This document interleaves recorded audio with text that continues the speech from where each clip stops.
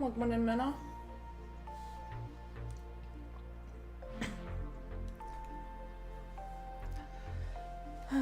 How you doing today?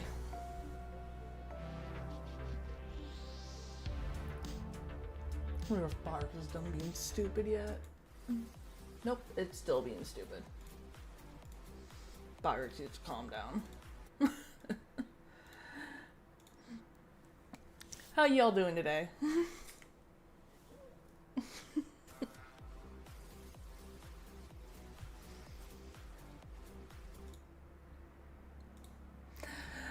Okay, Barks is still being a piece, still buggy with YouTube. Okay, good to know. Good to know. How are you guys doing today, though? Seriously. Happy Monday! Woke up with back pain. Oh, I hate that. I hate that so much.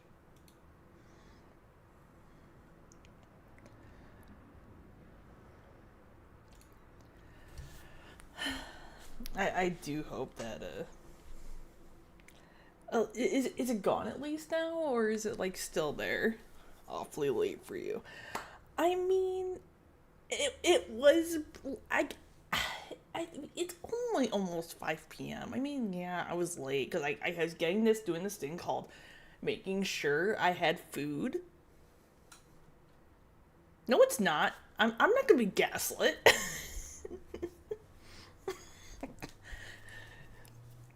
You know, I'm not gonna lie, I had to think for a second.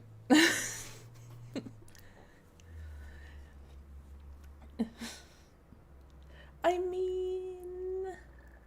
Yeah, more like 2 a.m. Oh, shut the fuck up, Octavius. What do you mean, no? How about... You're right. I'd miss you too much if you shut up. You're awake, kinda.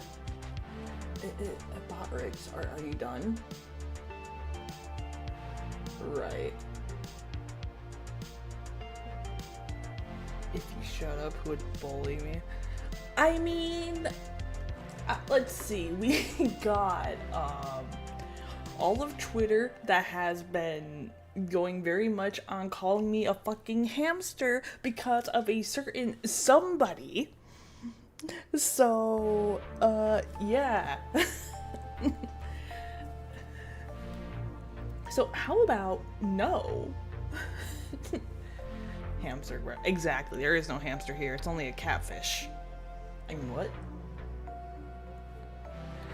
Just a hamster, can't prove it. What do you mean?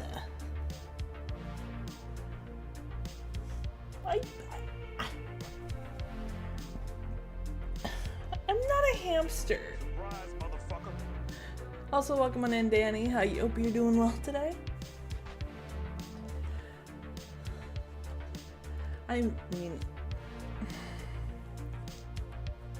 she isn't a catfish. No, you're right. You're right. I'm not a catfish. That shit takes too much time. Way too much time.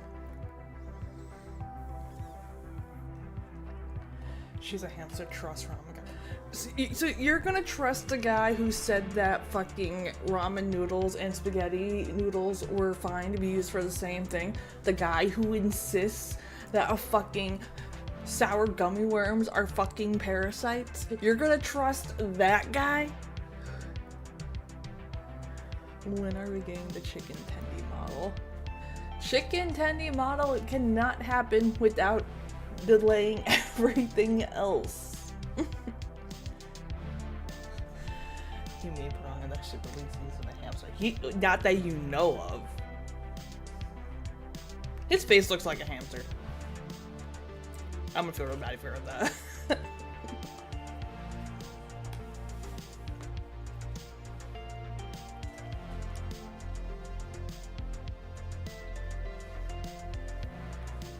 Just gaslighting us. I mean, am I? Trying to think you aren't a hamster. You have proof? Okay, bring your proof to the class. I'll wait. This isn't a courtroom, but you can bring it to the jury. Coward.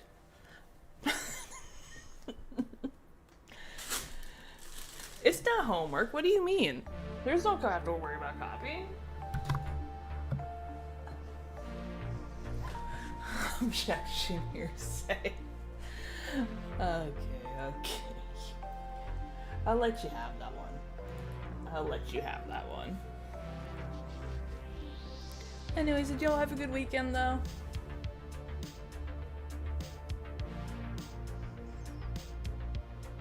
Just wait till the 380 comes in.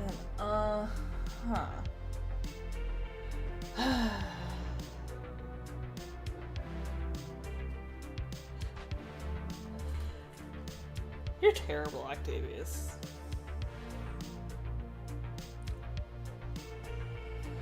So, there's a couple things though before I get into the entire, whatchamacallit. Before I get too far into being completely distracted and derailed like I always do very easily and quickly, I did mention that we weren't doing. I was only do charity streams until April 7th, which I thought about it, and I decided rather than just calling it there. Well, I'm not gonna be like as actively shouting about it on like social media. I'm just gonna keep running that until like either till like June or the end of the year.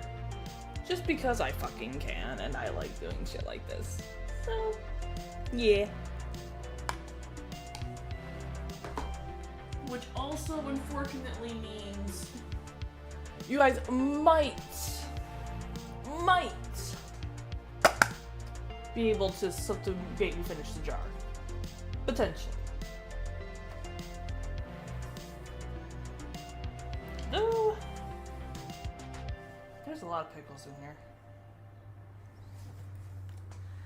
So there is a chance, but I do not see y'all succeeding. You're fine, Minna. You're fine. No, you're not. Because here's the thing. If I was to get to work to try and get a hamster model, right? Or a chicken tender model. Which even then, I'd be more likely to get a squirrel model, for the record. Not a hamster. You'd be more likely to get a fucking zombie squirrel. But, hey, welcome in, Arbel. But, like, if I was to put those resources in, that means Sister of Battle gets delayed. That means next year's model gets delayed. That means any potential merch art stuff I'm working on getting done gets delayed. So no. There is no hamster model. There will never be a hamster model. So get it out of your goddamn head!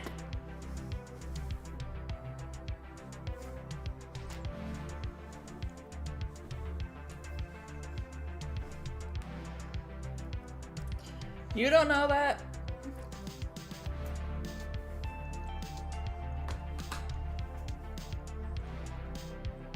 Where's the proof? There ain't none.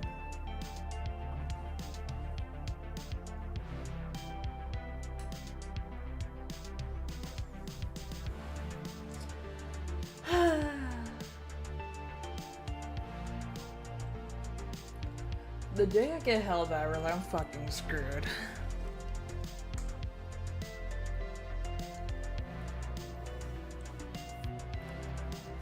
Which, I don't know why you're so insistent, but you know, it is what it is.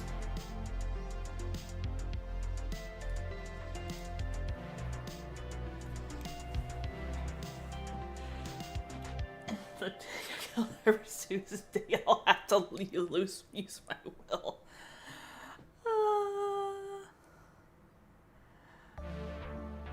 Minnow, no, no, no, do not, do not, do not. Afternoon, Rick. Welcome on in. Hope you are doing well this fine Monday.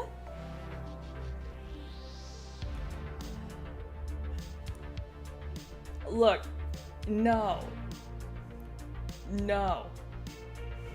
First of all, I'd have to put, first of all, to even put that on there, I'd have to put a fucking link to Amazon. Secondly, no. No, they're talking about making me get Helldivers too.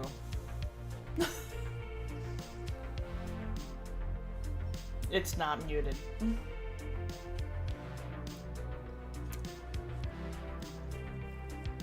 You know, every time you say trust, your entire credibility goes down, right?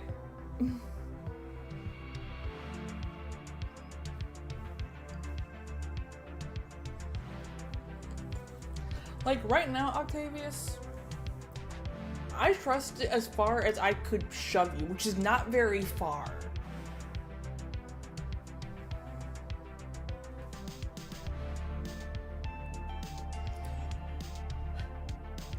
I don't want to put it on my throne.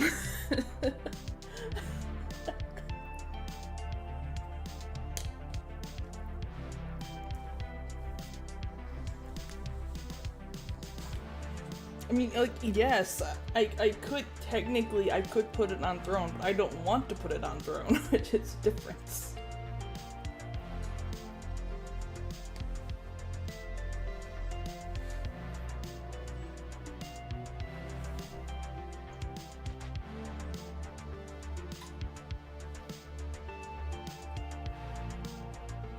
You saying that is not raising your credibility any, Octavius.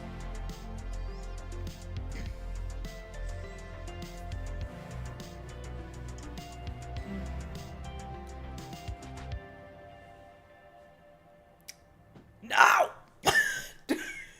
Fuck.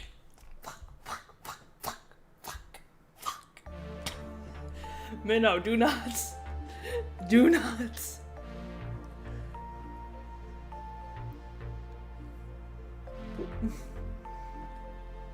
Yeah. I don't like putting games on my throne. I really don't like doing that.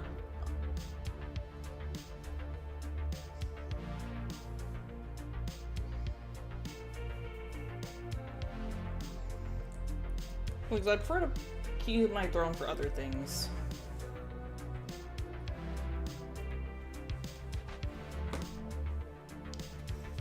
Okay, do you have any more videos I need to pull up for today?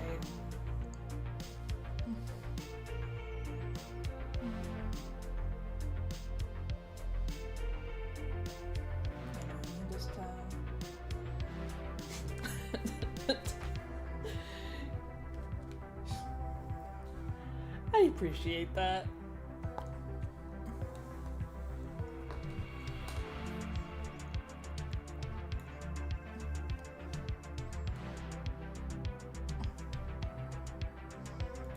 Just because you can't do something doesn't mean you should.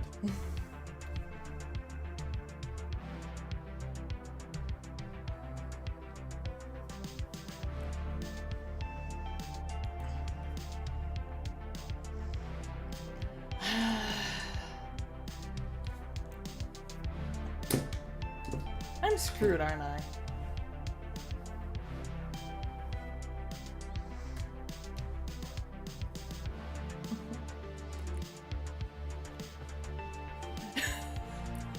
I mean, you're not wrong, and I'm not gonna tell you how to spend your money, but I will say you have better things to do than buy me Helldivers.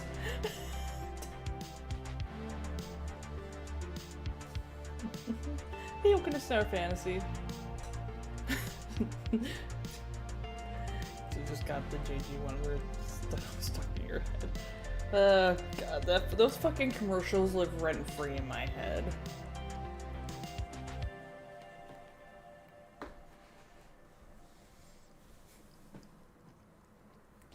I don't know about famous. I don't know about that.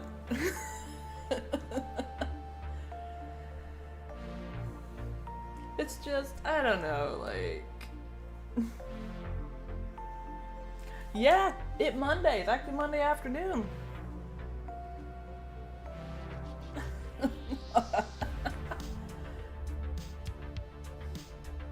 You forgot it's Monday. Bruh, you were trying to gaslight us earlier that it was 2 a.m. over here. Please.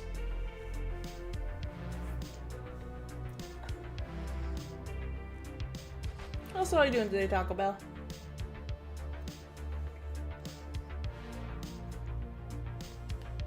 It's right, it's on the internet.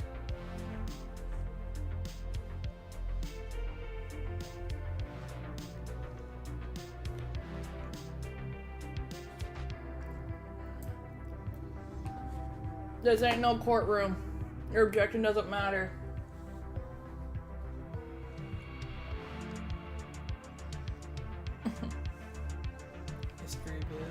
History vids are nice. What do I want to start with today? I don't even know. Which I did look at the pizza video that was posted, and I'm sad to say I've already watched that one, so I'm gonna have to decline on watching that one.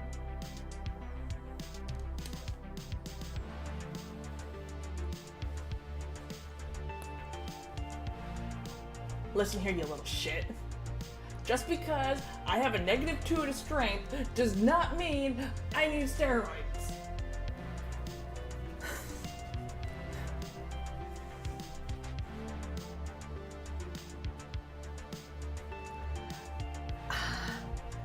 I mean, technically, I owe you 3 pickles anyway, so...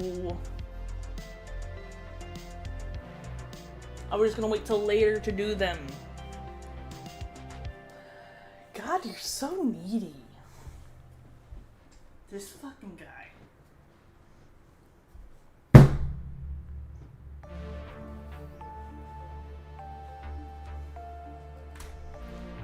Why are you like this? Actually, don't answer that.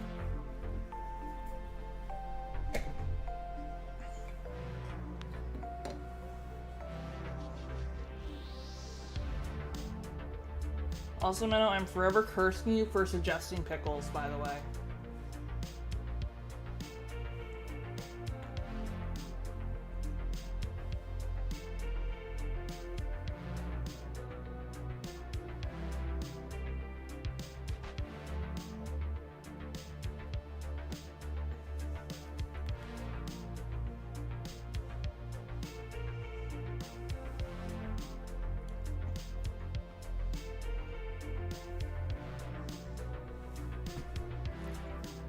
Just as terrible as I remember.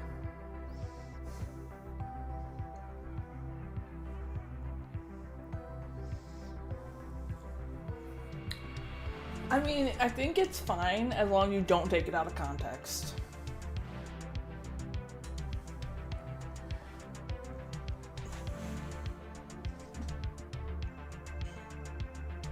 Yeah, now I'm stuck with some fucking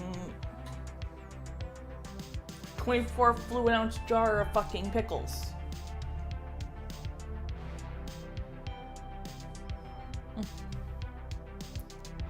Ew, ketchup is disgusting.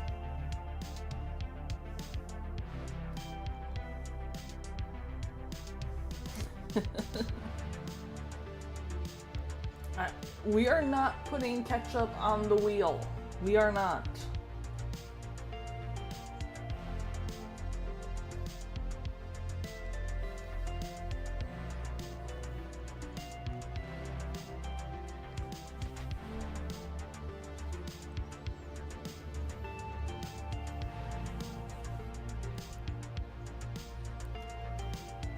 Yeah, we're not putting ketchup on the wheel. We're not putting fucking vinegar on the wheel.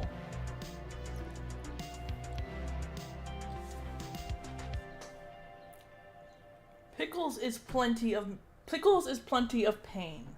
Terrible tasting bean boozles is enough pain.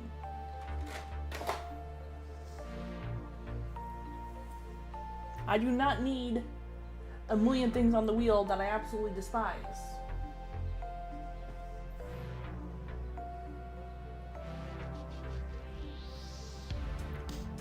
In the background, if you're sort of like, well, here's the thing. Taco. Here's the thing. Is if it's everything that it's mostly things a person doesn't like. It's because eventually it becomes miserable, and then they're never gonna want to do it.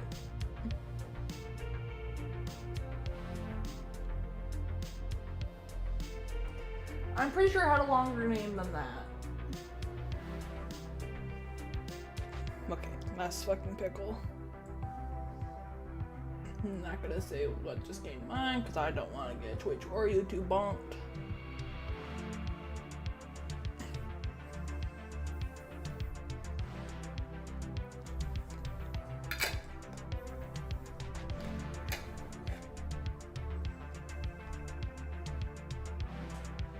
You won't right now. That's the difference.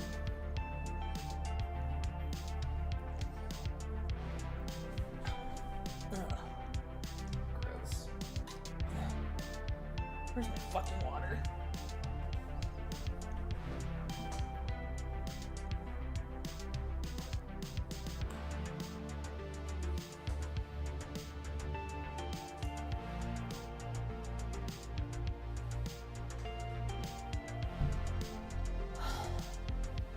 There, you got your stupid pickles. See, I mean, well, yes, acquired tastes are a thing. I don't want to like the taste of pickles. Well, I already don't like the texture of them to begin with. So,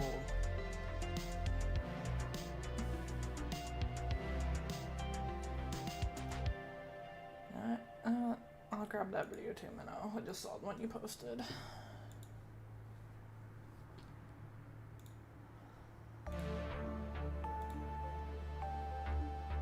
Okay.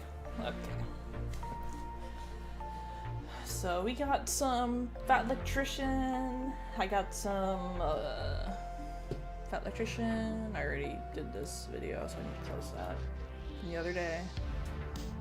Fat Electrician, some Brandon Herrera. And then if we have time, I do have a couple Uncle Roger videos. And then I also have a video here from the Black Rifle Coffee Company, which should totally fucking sponsor me, but they don't have a contact form on their website, which makes me very sad.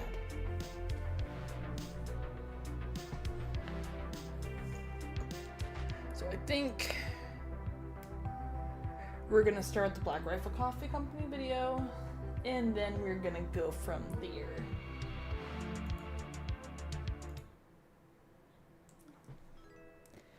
Oh, thanks for the follow, Hunter. Hope you're doing well. So it's like what now? Like 14? I don't even know. Yes, Twitch, because I need a notification of a follow while I am live, because that's totally what I need right now. Glad to hear. Glad you're doing well. God, I can still taste the fucking pickles. Ugh. I am never doing 3 pickles back to back. Ugh.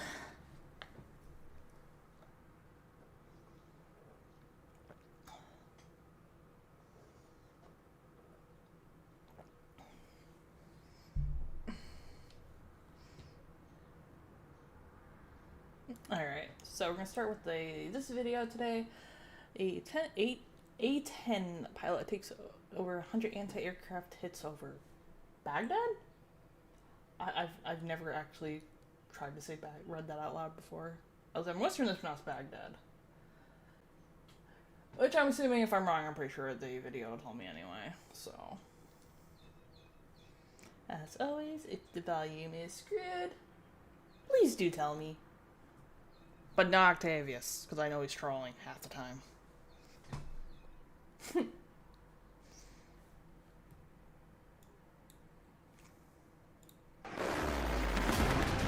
I'm seeing the firefight happening. There's flashes, there's smoke. Only half? I can see Baghdad getting closer. I've got this master caution light flashing at me. My panel's lit up like a Christmas tree, so I look up at the hydraulic gauges and they're at 0, which is why I can't control the airplane.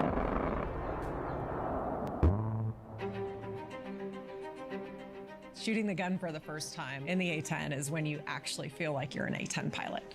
You roll in, point right at the target, you call in, and then stabilize and pull the trigger. The gun shakes, you can smell the gun gas, and then ideally you see like little sparkles on a metal target, and it's instant satisfaction. It's a full body experience. My name is Kim Casey Campbell. I recently retired from the Air Force after 24 years of service. Over here is Colonel retired Kim Casey Campbell. Colonel Campbell was a career A-10 pilot with over 1,800 flight hours and more than 100 combat missions. Please join me in welcoming her. I decided that I was going to be a fighter pilot after watching the Space Shuttle Challenger accident. I was so connected to the fact that these astronauts died doing something that they believed in, something bigger than themselves, and realized that most of the pilots come out of the Air Force Academy. And so that was my plan. I was going to go to the Air Force Academy, become a fighter pilot, and then ideally I had this goal someday of becoming an astronaut. I think this was my room when I was a 4 degree. This was it. So many memories, although there were 3 of us in this room, so it looks a lot different, but this is definitely the room.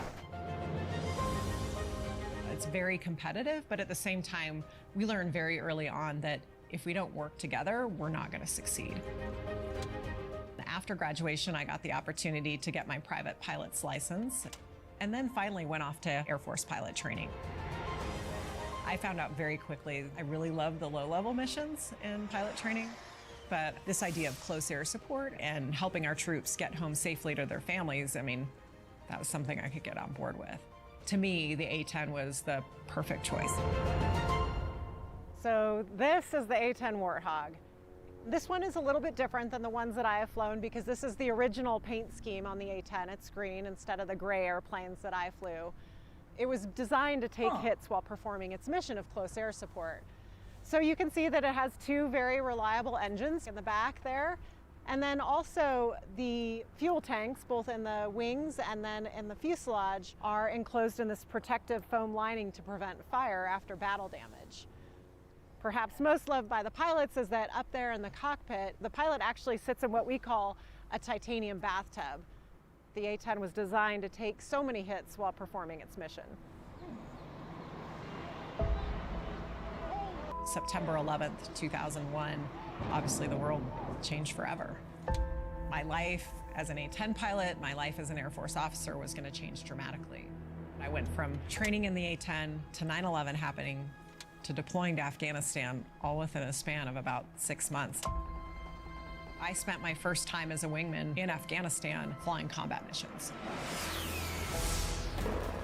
supporting troops on the ground, doing exactly what we had been trained to do. We flew in Afghanistan for several months. Everything we were hearing, all the talk on the news, was an impending situation in Iraq. And so it was like, come home from one deployment and then just prep for the next. We didn't know if we were going to be the unit that was called upon to go. We had just gotten home from Afghanistan, and we got the call that it was us. By March 1st, 2003, we were back on the ground in Kuwait, prepping for Operation Iraqi Freedom. I mean, if you could find the link for it, Minnow, I can toss it into the queue for today. But then there's a lot of videos that like fall through the cracks sometimes. When I landed in Kuwait, I knew immediately that things were different. We were the last A-10 unit to arrive, and so the ramp was just covered with A-10s, with other fighter aircraft, with rescue helicopters. I mean, as far as you could see, it was really clear to us that this war was coming. When we found out that we were going to be doing close air support over downtown Baghdad, I mean, that was eye-opening for me. Baghdad was surrounded by what we called the super MES, the super missile engagement zone. This was going to be nothing like Afghanistan in terms of the threat. There were so many missions to fly. We had very little downtime. Every day was a bit of a grind. During Operation Iraqi Freedom, I flew almost every day. 5 times a week, we would fly missions, and sometimes we would fly multiple missions in a day. Just push that aside because you know there are troops on the ground, and they're exhausted, they're working hard. What we were dealing with really paled in comparison to what they were going through. Working on it.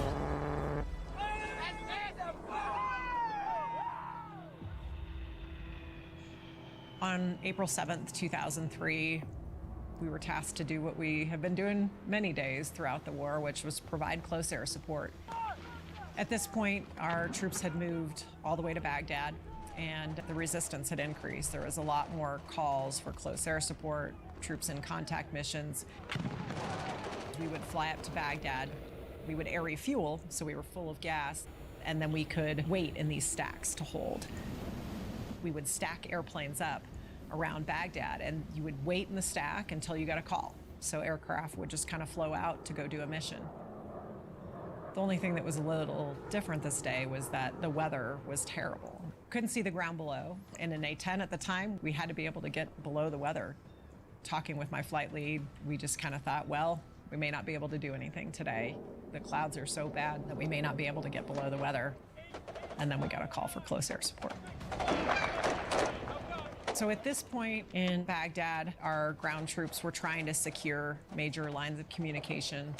The ground troops had moved so quickly that a lot of them were waiting on supplies, waiting on ammunition as well. So it was just a very intense time on the ground. When we got the call for close air support, we were told that our friendly troops, the 3rd Infantry Division, were actually awaiting resupply of some ammunition and supplies, that they were taking fire. They had been hunkered down on the west side of the Tigris River. The enemy, which in this case was the Iraqi Republican Guard, was on the east side of the river, firing rocket-propelled grenades into our troops. We got the call to go in and take out the enemy that was hiding underneath what we called at the time the North Baghdad Bridge. We had to try to figure out how to get below the weather. We proceeded immediately over the target location and just figured we would find a hole in the weather and we would get down below. We had no idea what we would find when we got down below the weather. But I remember my flight lead, he very quickly told me that we would be wedge shooters guns, which was our formation, that we would both be shooting and we would be using guns. Yes, the adrenaline is pumping, but how do we get in there as fast as we can?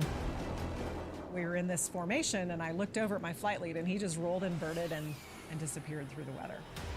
He popped out down below the clouds, and he said, "All right, Casey, it's your turn."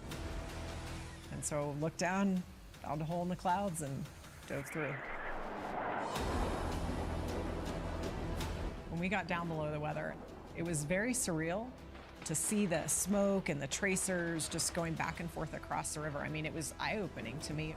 It was the first time that I had been that low to see the firefight and know that our troops were taking fire. My flight lead is moving very quickly. He decides that he is going to set up for an attack. He's going to come in north to south so that he can point right underneath the bridge to take out the enemies. I'm in a position about a mile behind him. He rolls in, gets cleared hot, pulls the trigger, and 30 millimeter down on the enemy location.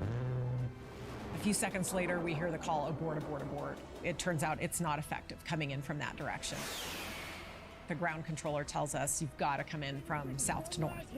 North, 75 meters. So now we're pretty predictable. We really now can only come in from one direction. We're going to come in from the south, and then we're going to go off to the west so that we can be over the friendly location. We start to get set up again, and about this time, I'm seeing the firefight happening. There's flashes, there's smoke. And then about that time, I can see something out of my cockpit. It's these puffs of gray and white smoke and a flash, and I realize not only is there this firefight happening across the river, but now the enemy is shooting up at us too.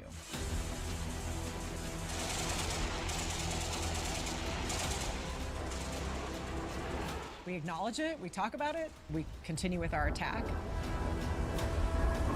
We're low, we're slow, we're fully loaded with weapons and gas, and so we're heavy. It's a very high threat situation for us. We each do 2 passes. We use gun.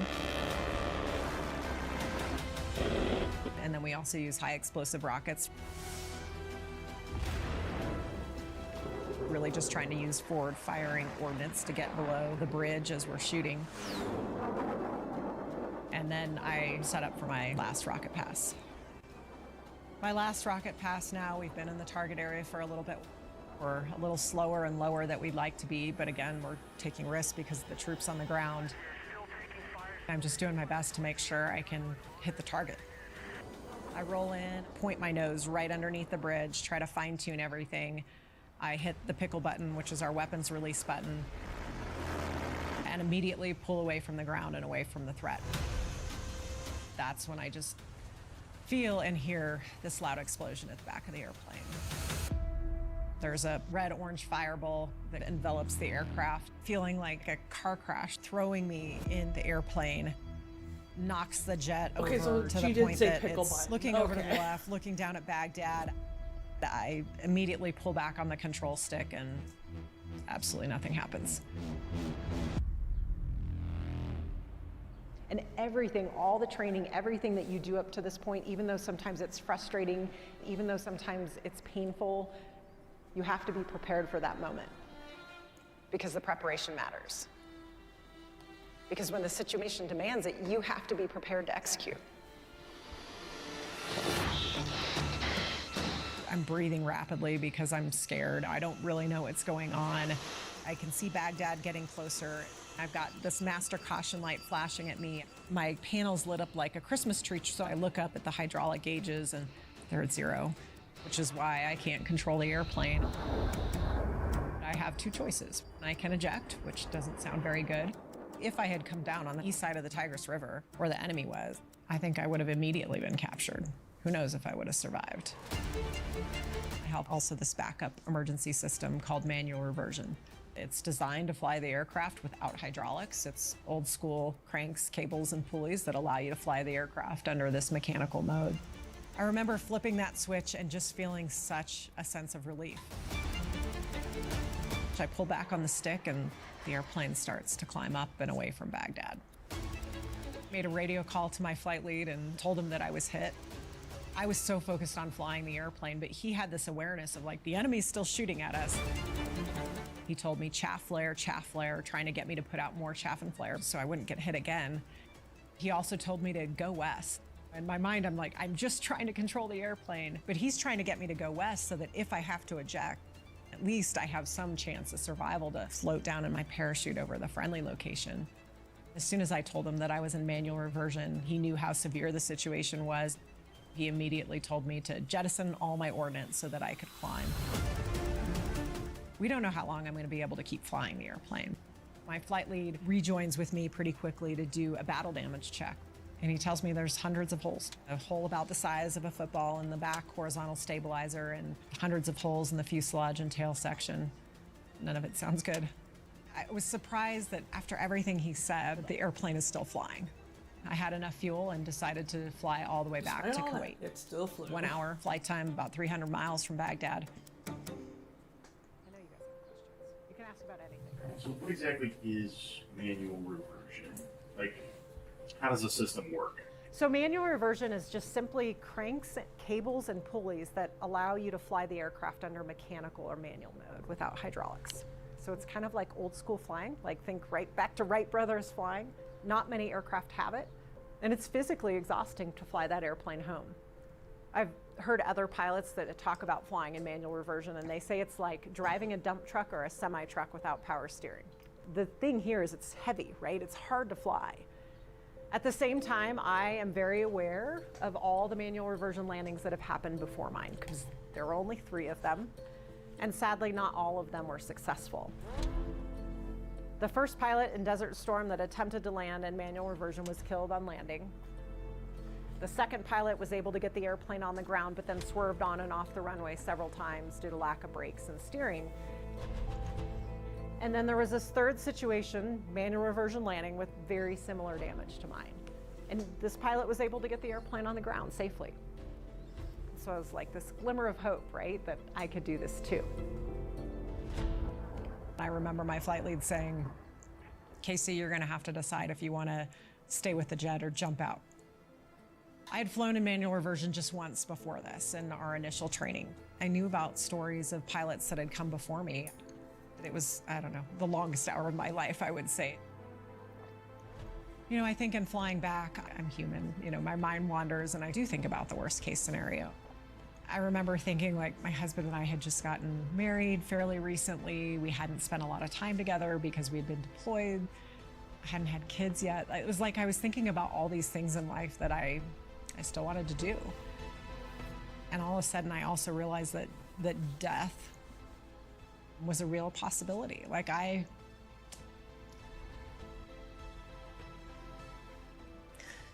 knew there was a possibility that I might not make it.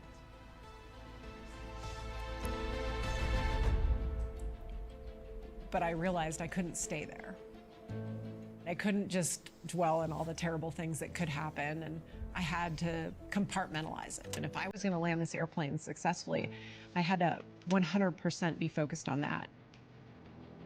We eventually got back into Kuwait, but I knew it was also decision time. I felt like in my gut that I could land this airplane. I remember pulling that handle to get the gear to come down, and it just felt like the longest wait to see those 3 green lights telling me the gear are down and locked. We're approaching the airfield now. It's completely hazy. I'm having a hard time just picking up the runway. We're talking to the tower controllers at Al Jaber. I get lined up for final approach and kind of take that deep breath because it's now or never. I've got to go forward with my decision to land the airplane. My flight lead asked if I wanted to continue, and I said yes. At about 60 feet, I got just over the landing threshold, and I just felt this immediate roll, and I thought the airplane was going to flip over on its back. My heart just skips a beat where I'm thinking of so many things of what could happen. It's muscle memory now. I just yank the stick back, and the airplane levels out. 30 feet, you know, now it's just this small prayer that's like, please let me make it. How much The force main that gear takes? hit and the nose gear. I've yet to come up with a word. Relief seems so inadequate. I mean, it was just a deep relief of being on the ground and like knowing that I had survived this. Rolling forward, I'm hearing all the guys from my squadron on the radio, and there's welcoming me home, and I'm so relieved. And then I hear my flight lead from overhead say, "All right, Casey, you can stop the airplane now." I'm surrounded by fire trucks at this point. I hop out of the airplane, and walking to the back of the airplane and seeing that damage was just, I mean, it was shock. It was just overwhelming. Just a true testament to the durability of the A-10. The wing commander, the person in charge of all of us, met me at the airplane, and he had a car, so he asked me where I wanted to go. He said, "I think I need to go see my crew chief." Those crew chiefs, right, they're assigned to an airplane, and it's their baby. They're responsible for it, and so they feel attached to it. The whole way over, I'm trying to figure out, like, how do I apologize to my crew chief for destroying his airplane? I remember pulling into the parking spot, and my crew chiefs that day were Senior Airman Randy Andrus and Staff Sergeant Ian Morris. I just remember, like, I open up the door and I look up at Ian, and he's just got this huge smile on his face. Grabs my hand and he says, "Ma'am, welcome home. We're glad you're safe." This mission on April 7th was a defining moment in my life. I got to prove myself in combat very early in my career. I was certainly pushed to my absolute limit, but it also allowed me to help influence the next generation of pilots. I got asked to do a lot of interviews, and I didn't want to do any of them. To me, there was a war going on, like, could we just not talk about it? I turned down as many as I could. And then finally, someone said to me, "You know, you could make a difference in the lives of young girls if you would do some of these interviews, that this is something that they can do too." And I was like, oh, you know. She told me the KC stands for Killer Chick. KC, who flies an A-10 Thunderbolt, also known as a Warthog, was involved in a harrowing mid-air ambush over the skies of Baghdad. To talk and share the story and to have these young girls come up to me was a solid reminder that it wasn't about me. It was never about me. It was, you know, about sharing the story to help other people. Damn, why is this video gonna make me cry?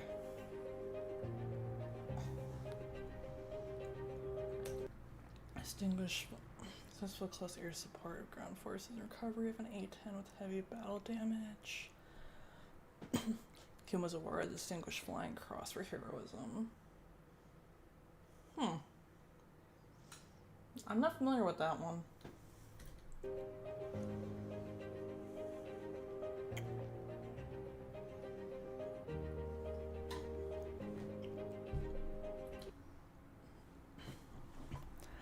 Damn it, man, I had to pick a video that hit me, that got me in some feelings.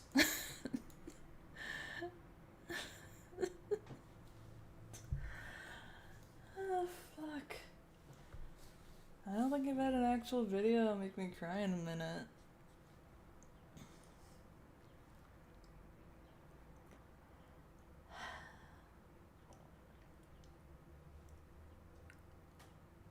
Undercolor will make me bawl. Oh god. Don't. Don't tell me that.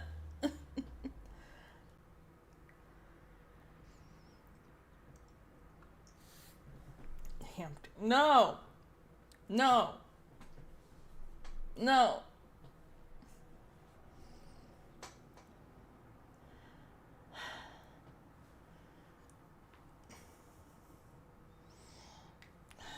I mean, yeah, but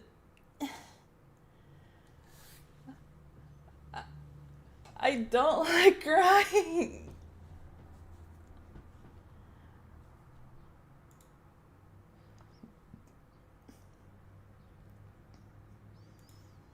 Although, speaking of the next video and its thing with the I know it's not a bad thing. I know it's not. I'm an emotional person, okay?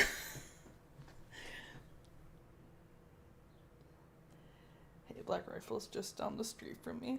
Hey. You should have them email me and like have them like let me become an affiliate for them. Just saying. But I'm not sure how many of y'all were in the Discord a couple weeks ago when we ended up having that whole little discussion about like Vietnam and stuff. So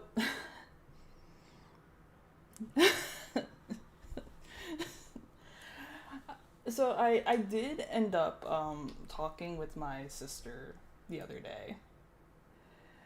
And it turns out she knew a lot more about my old man's service than he ever told me. Like, I learned that he was stationed in Greece. We're gonna grab this one. We all knew. You're not good to start yet.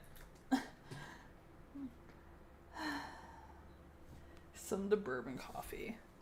See, if I want to get Black Rifle coffee, I have to go to fucking, if I want to get inconvenience, I have to buy shit from fucking Kroger. Which is annoying.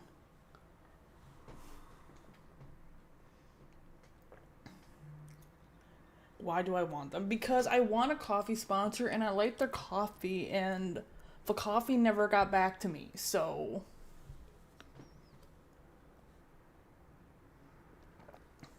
Yes. Come here, military base, and I'm sure you'll find one. I mean, I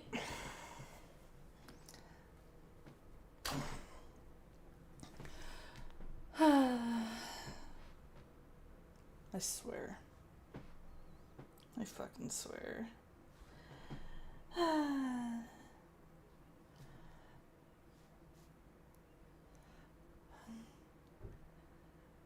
Also, no, Jake, there will not be a hamster hoodie. No.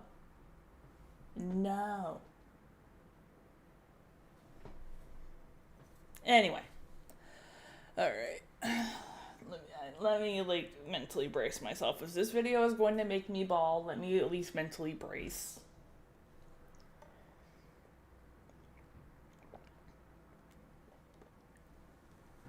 Also, I hope you're doing well, Jigs.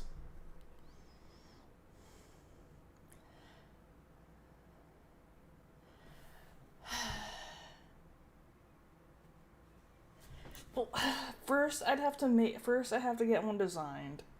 Which actually, you know what? Since Hanya's not here, I will say this here. I am going to be committing to the bit. And I am going to have a hamster-inspired merch.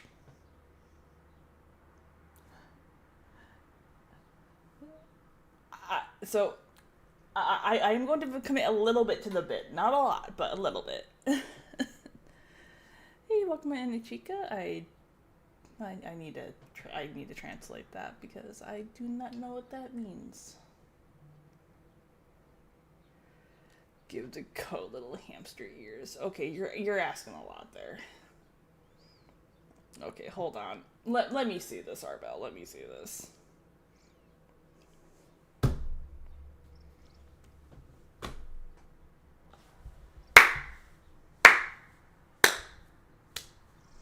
It's cursed.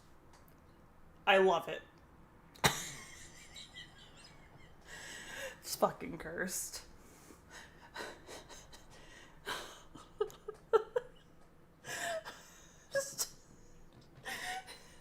I'm not gonna say it's not cute, but oh my god. One's in chat if you want to see this. I got to. I love this. It's fucking cute. It's cute. Oh, where's my... let me switch screens real quick so I can open this without opening everything else on my screen. I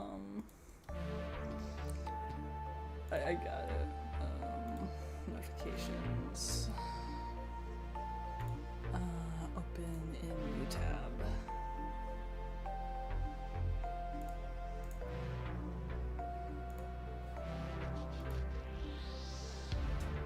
Alright. Okay.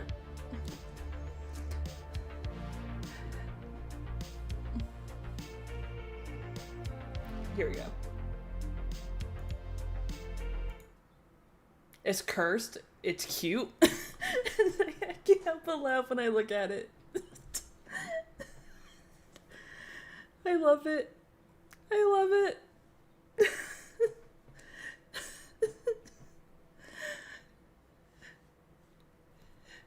Jigs, please tell me you did not actually clip that. Clip it.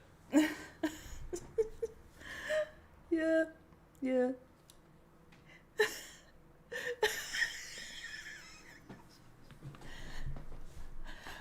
Yep. I love it. I mean, I can put it on Discord. I mean, I could, but I'll leave that to others.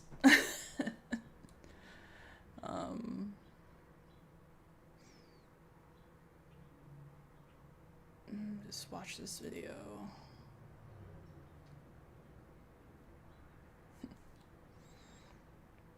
Put it in the Discord. Why are y'all like this?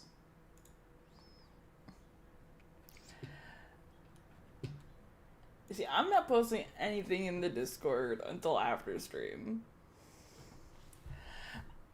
You missed... It's okay. It's okay, right? It's okay. It's just a hamster-inspired Ami you missed image. That's all you missed.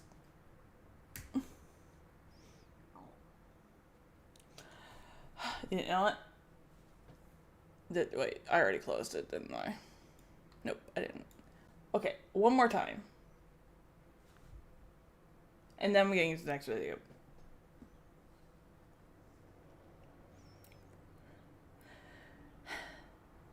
Hamster.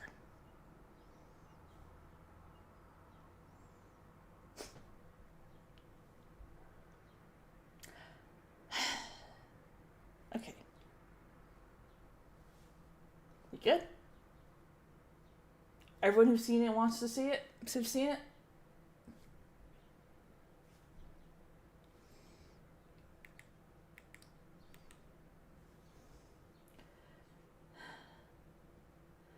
Alright. Okay. Okay. Back to the other video.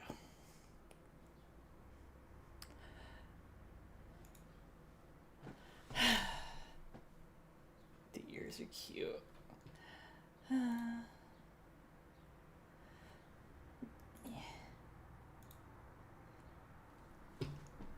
No.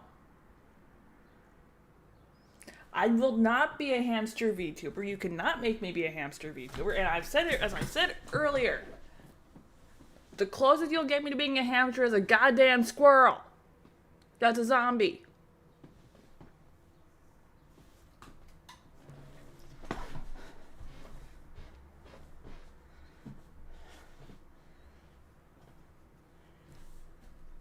Although it'd be a zombie for a reason you probably wouldn't expect.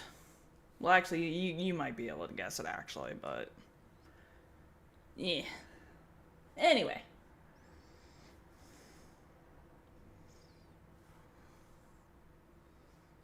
Knew we were going to Vietnam. It was the game changer, I think. And the Swampy. mission it flew, although dangerous, was exhilarating. Well, if you're curious on why I would lean towards a zombie squirrel, or why it would be zombie, is sounds like a good Halloween costume. Yeah. But the thing is, I would lean more towards zombie because I think zombies are cool, even though I don't really fuck with horror. But also, you're little IRL lore here. I've died once. And I think it'd be a neat little homage to that. No, you are not getting additional context to that. Because I don't like talking about it. We get in all-day battles, we get in half-day battles. The Air Cavalry Troop was a It would be unique the Halloween costume, organization, though. unique to the entire Army. The first sergeant took me out and pointed to y'all's hooch and said, "That's the outcasts, don't go down there."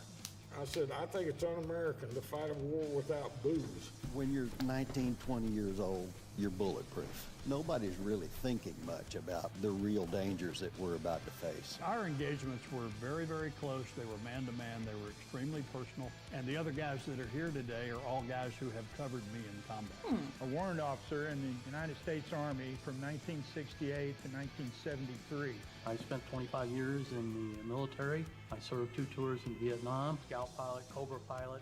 Crew chief on an 086 from 1968 to 1970, 2 tours in Southeast Asia. Nearly 7 years. Captain. I flew AH-1G Cobras, UH-1s, OH-6 Alphas, OH-58s. Came into the service in October of '66 and was separated in February of '72. Flying AH-1Gs, UH-1s. I enlisted in the Army in 1969 and served in the Army till 1973. A year's tour in Vietnam, flying the OH-6 Alpha. Joined the Army in March of 1968. The Army let me get into the warrant officer program and become a helicopter pilot. I served in the United States Army from 1967 to 1993. I was a commissioned officer of armor and cavalry. I flew Scout helicopters, Cobra helicopters, and Huey helicopters in Vietnam. We were almost indispensable to what was going on in this jungle environment. Yeah, we were kind of a wild bunch of Vietnam.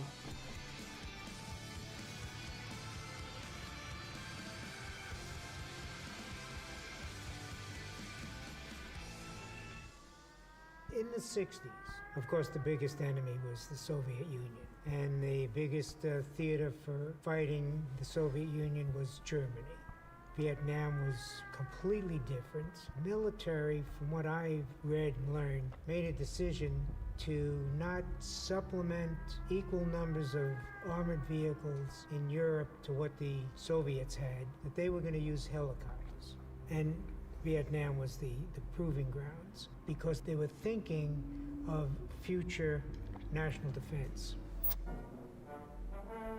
In the mid-60s, the Army ran a competitive process to develop a new scout helicopter for the Army. Participants were Bell, Hiller, and Hughes, directly related to Howard Hughes. The winner was the 086, hand down. It set 23 world records during the competitive process of becoming the Army's light observation helicopter. It was a 4-person aircraft, was extremely agile to maneuver on the ground 4 to 6 feet above the highest obstacle and to do it while under fire with drastic movements, turn on a dime and give you 9 cents back. The 086 was built around what was called a truss A-frame, and if the aircraft would have a catastrophic crash, it was prone to shed the landing gear on all 4 points. It would shed the tail, it would shed the rotor That's an interesting blades, choice. and it would essentially roll up into a ball. But that truss A-frame protected the crew chief in the back and the pilot in the front. I've come home with as many as 25 or 30 rounds in the aircraft. I've come home with a 50 caliber round through the compressor, which should have failed. It flew. At 300 hours, it was set to go through intermediate maintenance. Never in either of my tours and scouts did any of my aircraft make it to 300 hours. There was a field full of brand new Cobras, Hueys, Chinooks, and 086s, and we didn't have time to repair them. We simply replaced them with brand new aircraft. I've gone down 15 times in an 086. It was not made to crash, it was made to survive. Darts and weaves, and we used to say we'd put it on like a backpack. If it hadn't have been for the eggshell construction of the cockpit, I wouldn't be here today, because we hit the ground at about 120 knots and rolled about 3 or 4 times, but the egg shape of the cockpit stayed intact and preserved myself and the 2 gunners flying with me. We crawled out of that before it caught on fire and got rescued. The survivability was great. Here to prove it.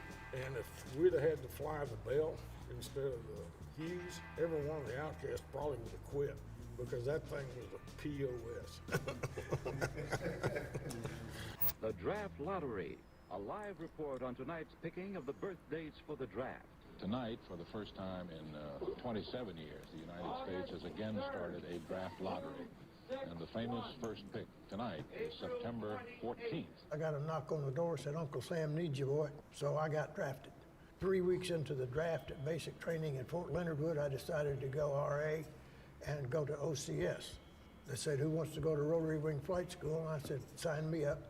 Hey, I'd never manager. thought about flying before that, but I figured that was better than being a forward observer in Vietnam. Rather than get drafted, I decided to enlist. Hoped to maybe get to fly some fixed wing in the Army, but they had very, very few fixed wing machines. So that never happened. The Army has what they call a dream sheet at the end of your training, where you ask for what you want, and then they give you what they need. I asked for Chinook School and Alaska. They wound up giving me Cobra School and straight to Vietnam. Back then, you could join, and if you qualified, you could pick an MOS. So I picked the aviation MOS because my dad was an aviator. Did basic at Fort Polk, Louisiana. That confirmed that I didn't want to walk. Fall of '67, had no direction, had no idea what I was going to do. And one evening, some friends of mine, while playing pool and drinking too much alcohol, decided that we would beat the draft and enlist under the buddy system. Started basic training, and amazingly, I loved it. Took a while for them to explain to me what OCS was, and the XO Booze, the start of many a terrible, angry story. It was better, and then I went down, took the physical for helicopter flight school, and shortly thereafter went to Vietnam.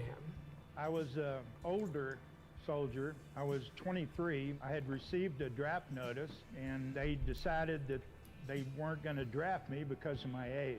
After some self-inflection, I decided to join. I was going to join the Air Force to fly jets. When I went down, they said I needed a college degree. I didn't have one. But they said, why don't you go down and talk to the Army? They need helicopter pilots. 30 minutes later, I had signed up the Warrant Officer Helicopter Program for the Army. I don't know what my draft number was. It was 1969. Part of my life where I wasn't sure what I wanted to do. I thought maybe enlisting in the Army and serving my country would give me some maturity and perspective on life. Went to Fort Polk, Louisiana for basic training. We were on a 2-week deployment in the swamps. It was miserable. And one of our guys got hurt, and this helicopter came in, picked him up and took him to the hospital. And I looked at that helicopter flying and said, what am I down here in the swamp for when I could be up there? I graduated from high school in Del Rio, Texas. Graduated on a Friday, and on Monday I enlisted in the military. I was commissioned an officer in the United States Army and was going to be an infantry officer and was on my way over to Vietnam. But during that time, they announced that if anybody wanted to go take the FAST test, which was the test to determine if you could go to flight school or not, well, it was raining, it was sleety, and we were out there, and I said, well, I don't know anything about that, but I'll certainly, if that's what it takes me to get out of this wet field, I'll go do that. And off I went to Fort Walters, Texas, where I learned to fly a helicopter. It is 20 hours and 12,000 miles to war, to Benoit Air Base near Saigon. All these men are in the Army. Some are draftees, some regulars. I'll never forget coming in on the airliner, 17 hours or something across the Pacific, and we're descending into Saigon. And I'd like to think they're not, but I can't really say because I don't have the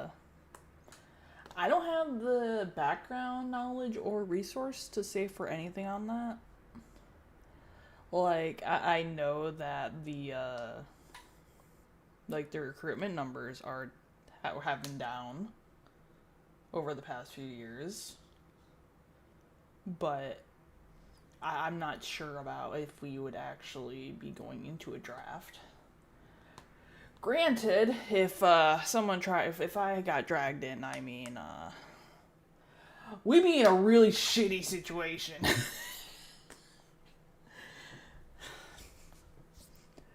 But yeah, I'm not really sure. Like, I don't think so. I haven't heard anything. And I haven't seen anything that would be implying we're drifting towards one. But, again, I'm not military trained. I don't know shit. I'm gonna reiterate that. Because they couldn't take me if they wanted to. Because I'm too fucked up. An F-4 Phantom flew right underneath us, and I went, okay, this is for real. Landed in Vietnam, the heat was almost observable. As they opened the doors in the airplane, you could almost see the wave of heat coming through the aircraft. I arrived in Vietnam after a 30-day leave on the 1st of January, 1969. My heart was set on going to the 11th Armored Cavalry Regiment, commanded by George Patton at the time, the son of the World War II Patton. And after the first day in the replacement station, some guys got orders to go off to the 11th ACR, and I'm still sitting there.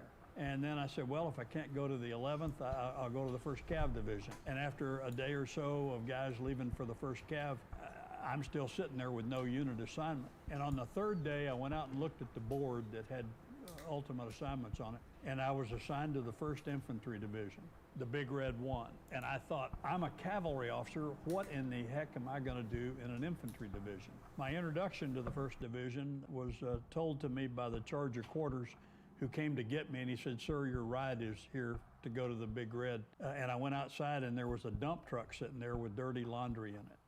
And the Spec 4 said, just get in the back. And that was my introduction to the 1st Infantry Division. Sent forward to the airfield at Phu Loy. The personnel officer said, Lieutenant Mills, you're a cavalry officer. We're going to send you across the runway to the air cavalry troop of the 4th Cavalry. And I thought, terrific. That's exactly what I want to do. And I went to become Dark Horse 1-6, or the platoon leader of the scout platoon. Hello, I'm Lieutenant Jim Gioiola, and I'm your host on this issue of your Army Reports. Today's program tells the story of new and interesting developments and practical uses of the helicopter. The aviation scout was the Vietnam equivalent of the Indian scouts of the Indian Wars. We were man trackers. We flew in what was called hunter-killer teams. The hunter was the Loach and the killer was the Cobra. The scout platoon was a totally volunteer unit. No one was forced to fly scouts. It was an extremely dangerous occupation. The aviator of the time ranged from 19 to 22 years of age. They were, for the very most part, single. And when you've got a 19-year-old single pilot who also believes himself to be invisible and bulletproof, that's what you want in a scout pilot. You don't want anybody that's going to be timid. If you were timid, you made mistakes. If you made mistakes, you got killed. When you're 19, 20 years old, you're bulletproof. So nobody's really thinking much about the real dangers that we're about to face. At least I wasn't. They wound up sending me to D Troop, 1st of the 4th Cavalry at Phu Loy. When I got there, my friend Larry Kaufman here and I were both in country at the same day, going through the same processing center, and wound up at Phu Loy together as hooch mates. Let them know right away I wanted to be in a combat unit, a Dark Horse, as a platoon leader and air mission commander. I had a door gunner assigned to me, and fortunately I'm from Texas and he was from Texas, and we hit it off right off, and this is my door gunner here. When I got to Vietnam, I spent maybe 30 minutes in Benoit. If some E6 grabbed me up and said, you're going to 1st Division, serve in an 086 in Division Artillery. I got sideways with a captain up there, and by popular demand, he sent me down to D Troop, 1st Squadron, 4th Cav, and that was the best thing anybody could have ever done to me, because all the D Troopers were great combat soldiers. We just weren't real good garrison soldiers. We kind of had a tendency to push the limit, so to speak. It was a lot of hold my beer and watch this. Yeah. D Troop was considered elite unit. I was assigned to the lift platoon, which was the 4 horsemen at Fort Huey's. We had the mission of inserting the aerial rifle platoon when it was needed. Mark that area real good. And you talk to him before you leave station so that you know exactly where I want you to search. That wasn't something we got trained on in the States. The tactics weren't taught in the States. You learned the helicopter itself. You learned the weaponry itself. You got to practice shooting and hitting targets. Our unit was a Cav unit, consisted of the gun platoon, which was the Cobras, the scout platoon, which was the observers, the hunters, really. Then the aerial rifle platoon, which was infantry, transported by the Hueys. That was new technique in the Vietnam War.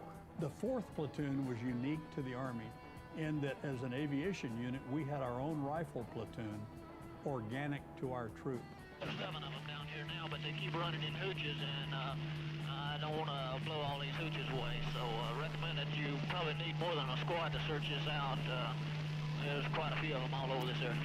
The scouts would find the target, the Cobras would address and service the target and protect the scouts. Okay, 3-1, we got another one. You ready to go? Right then, put it on him. Don't hit any women or children or anything, but put it on him. And then once we had an enemy location fixed, then we could insert the ARPs onto the ground to exploit the reconnaissance by ground means. They also served the wonderful purpose of going in and picking up downed aviators. If we lost an aircraft, we could put 28 riflemen right on top of you at the drop of a hat. The ARPs were basically infantry that were airlifted in and out by the slicks. The ARPs also had, about a half a dozen group of people which were called Kit Carson Scouts, which were basically North Vietnamese who had come over to the good side, become Army Republic of Vietnam soldiers, and work with us as part of our Kit Carson Scouts. The mission was based on need. If one of our helicopters went down, the 4 horsemen would insert the aerial rifle platoon, drop them off. They would fly to a fire support base. At the fire support base, we would wait for further instructions as to what we needed to do. If we needed to fly in more troops, which several times we had to do. If not, they would secure the area, and then later in the day, we would pick them up. Ken and I's job was to go out in early mornings and find them and engage them, and get us in contact as much as possible. Many times while I was in the area, I'd let Ken fly the helicopter. If something happened to me, the only other person in that aircraft that can fly is the door gunner. So, what I always liked about Rod is he realized that there were 2 people in that ship. It was kind of a democratic joint process because he had to fly the aircraft and keep a good eye on what was going on. And all I had to do was look and shoot. Rod showed up, had been there a couple of months, so I was an old guy, and you're always skeptical about a new pilot because they have a tendency to not grasp exactly everything that's going on. Sometimes they hit stuff that was not in the program, right? Run into trees and that kind of thing, until you kind of formed that cohesive unit that we thought the same way, we acted the same way. I knew what he was going to do, he knew what I was going to do. We developed into a pretty lethal team, so to speak. we became very good at finding the enemy and killing them. A lot of Vietnam was covered with triple canopy jungle. Very difficult to see down through it or see 10 feet in front of it. We acquired tremendous amounts of information that the ground troops couldn't acquire simply because they couldn't see very much because of the dense foliage. We were almost indispensable to what was going on in this jungle environment. Quite often, because we had such an advantage over the ground troops, we were given an awful lot of authority. And I can remember one day the ADC was on site. There was heavy activity and contact going on the ground. The general was giving the information or telling the ground troops what to do, but he had to leave to refuel. But while he was gone, Dark Horse 3-4, who was me, was in charge. And there was a long period of silence. And a few disgruntled, Evening, Vinny. yes, How you doing? Or Roger. Why don't you go ahead and you've got the lowest fuel, go into Benelux, take on about 300 pounds, and then come back and relieve me. I'm down to 250 now. I can stay on station 5 minutes. We flew a rotation. I mean, the machine wouldn't stay in the air but a couple of hours. So we would fly until it became time for us to depart station and go refuel and rearm if need be. And we'd refuel with it still running. And somebody would come up and relieve us. So there was never a time this is when the guys were the exposed helicopter without any hunter-killer kind of air teams cover. of the Vietnam 2-6, War. I have to go down for fuel. Please mark that area and make sure that 2-6 recognizes where it's at from your marker, over. You're going at 60 knots. You can't see anything. You've got to constantly turn. The experienced scout will say, wow, did you see that? I didn't see anything. You would see more. Which I will say, I kind of have a bit of an more appreciation for this video. Especially knowing that, like, my dad served in fucking Nam. So, kind of have a bit more appreciation on this one. Granted, I have a feeling, though, since the last video we watched made me cry, I have a feeling this one's also going to make me cry. And I don't like it because I can already feel it coming. Faster speeds. Speed is life to a combat pilot. You slow down or you make multiple turns back into a target, especially in the same direction or axis, you're going to get popped. We flew at 4 to 6 feet off the ground. Cobra flew at about 1,500 feet. I flew in concentric right-hand orbits because I was on the right-hand side of the aircraft.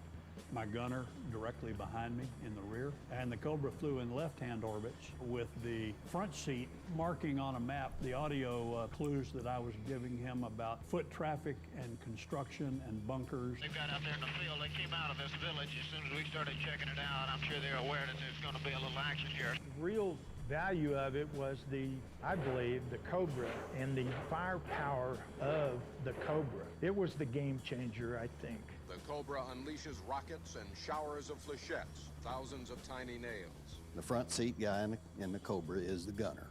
The back seat guy is the aircraft commander, and he controls the rockets, and he can control the weapons in the turret, but only straight. He can't swivel the turret. The front seat gunner co-pilot can swivel the turret, had his own sight, and he could select whichever weapon he wanted out of that turret. Our major function as a front seat gunner was to monitor the location of the loach at all times. The last minigun's working now, though. Okay, we'll make a run around the Cobra. The scout would detect something. If, of course, they would take fire, the first thing out of your mouth was inbound hot. You would be firing immediately. 632, so I got your mark. I'm inbound hot. Roll to the right. I'll go hard. Okay, which way? Roll out. Okay, 3-1, we got one. We carried a 1,500 round box magazine, 3,000 rounds of 7.62 linked with the M60 in the back seat, along with multiples of smoke grenades, concussion grenades, frag grenades, white phosphorus grenades, thermite, and Willie Pete. We would drop them from the aircraft. If I had a target I wanted the Cobra to shoot at, I would tell the gunner in the back, I'd say, get red smoke. And he'd take a red smoke off this line that we had strung on the back of the bulkhead, pull the pin, and hold it out the door. I'd then turn inbound to the target. I would say, now, and he would drop it straight down. Forward momentum would take that smoke into the target I wanted to hit. And then I'd break out until the Cobra pilot hit the smoke. Okay, Clark, I want you to get a Willie Pete, and when I say throw, I want you to throw it exactly when I say throw. Got it. I had a brand new crew chief, and I will never forget it. I said, get me a Pete. He pulled the Willie Pete out, pulled the pin, and stuck it out the door. I looked over my shoulder, I identified a Willie Pete. I turned inbound on the target. Throw straight down, don't throw it sideways, just throw it straight down. And I said, now, and he threw it up. And when he threw it up, it hit the rotor plane and bounced, and I looked out the door, and I'm now flying formation with a Willie Pete grenade that's like right outside my door. And I hit the left cyclic extremely hard, turned it over on its side and the Willie Pete blew up. He darn near blew us out of the air. An accident. He was new, he was excited. Oh, there's a guy down there in that hooch, one right on the door.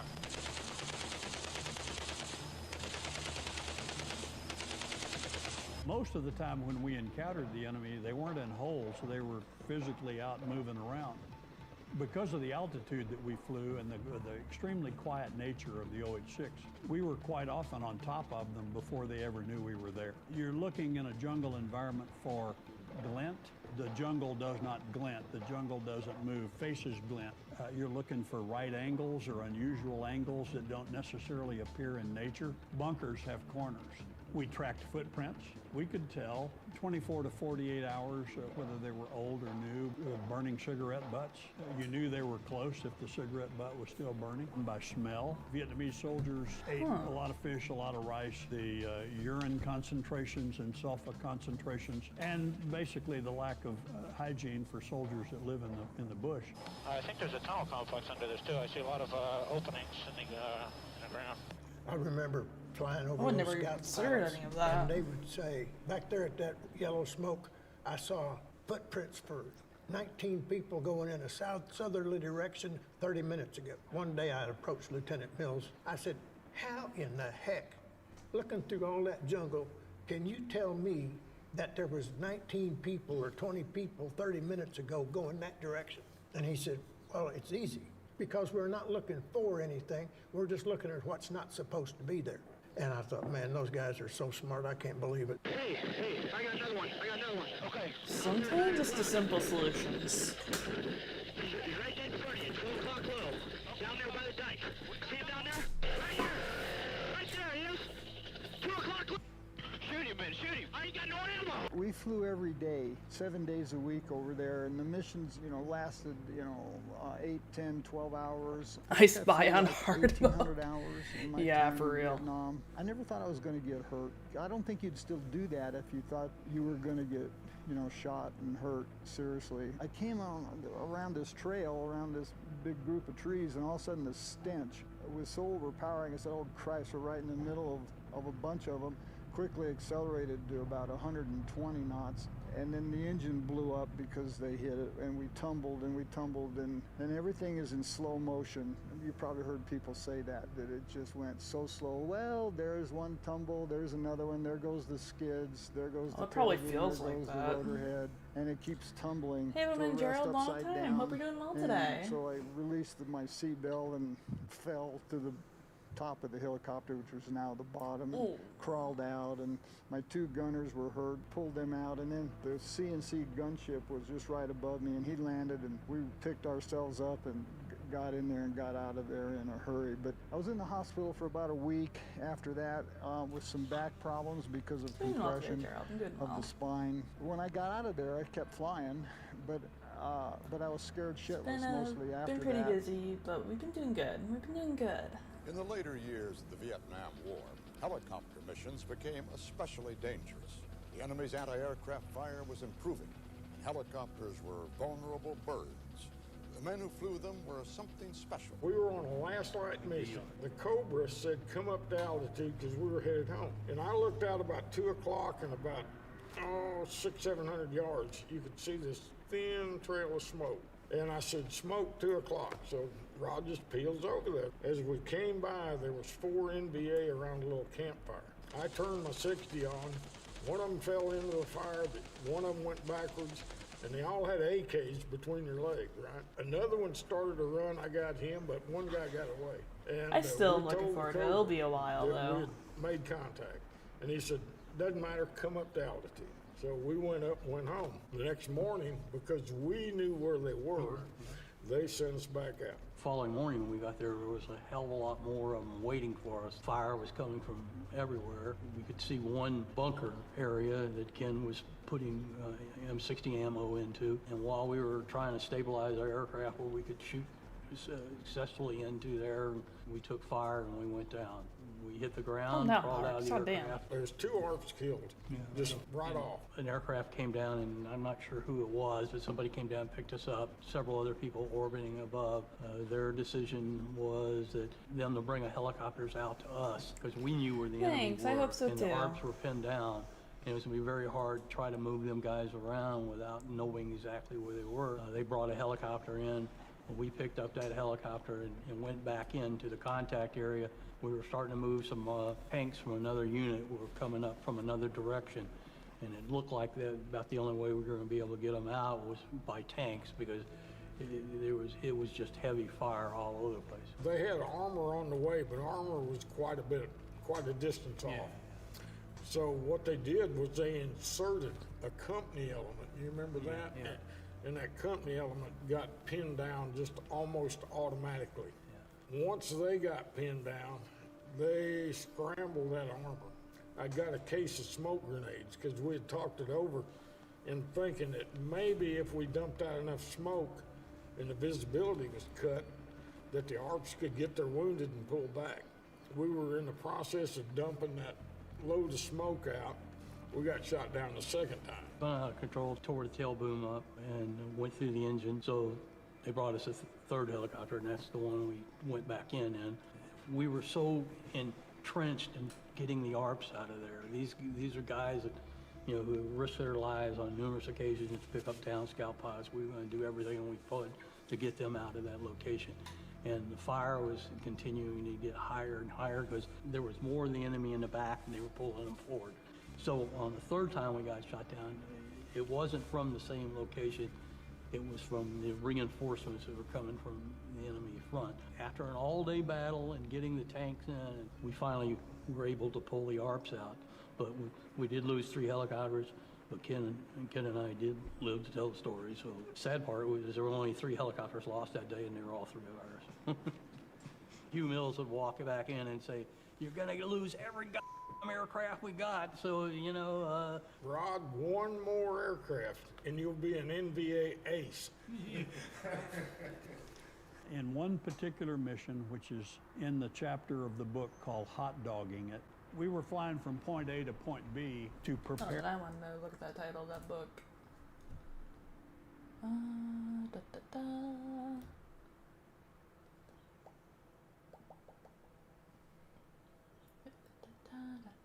Level hell.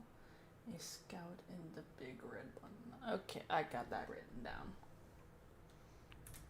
Prepare for a mission, and I didn't want to fly at altitude, and so I just stayed low level the whole way. And the Cobra pilots put up with my foolishness on occasion, and we were simply hot dogging it over the tree lines. I'd hit a tree line, do look I'd like both pop of the up propellers a and little dump bit. the nose and go back down to the ground. But they're As not I popped over circular one enough. of the tree lines and rolled the nose over, and right in front of me, spread across an open field, was a 28-man North Vietnamese heavy weapons platoon. They had tripod-mounted machine guns, they had mortars, they had rifles and squad machine guns, just left the cover of the jungle and were crossing in column. As the nose came down, I hit the minigun to 4,000 rounds a minute and kicked left pedal and skewed the minigun right across that line of guys.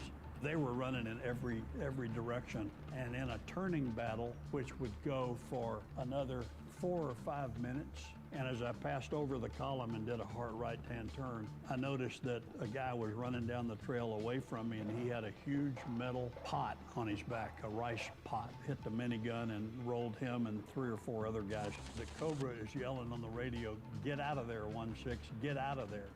They wanted to work. And my theory has always been, as long as I could control the fight, I'm not rolling out. Knocked out 28 enemy soldiers in about a minute. It's the most aggressive, active turning fight I was ever in 3 tours. It was a standard routine recon mission day. Myself and Captain Mike Woods were in the Cobra. I was a front seater. He was the aircraft commander. So. Hey, thank you so much for the raid, Kane. How you doing? How's your stream? Tell me all about it. For all of you guys don't know me, I am Scott Ami. I am a variety content creator. Today we are doing our React Day and maybe some games later. We'll see. How are all you guys doing today? What are you playing? What were you up to? I'd love to hear all about it.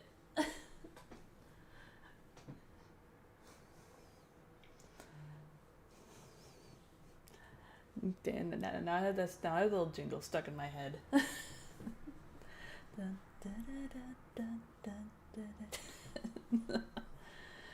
So today we're mostly just chilling, watching some videos.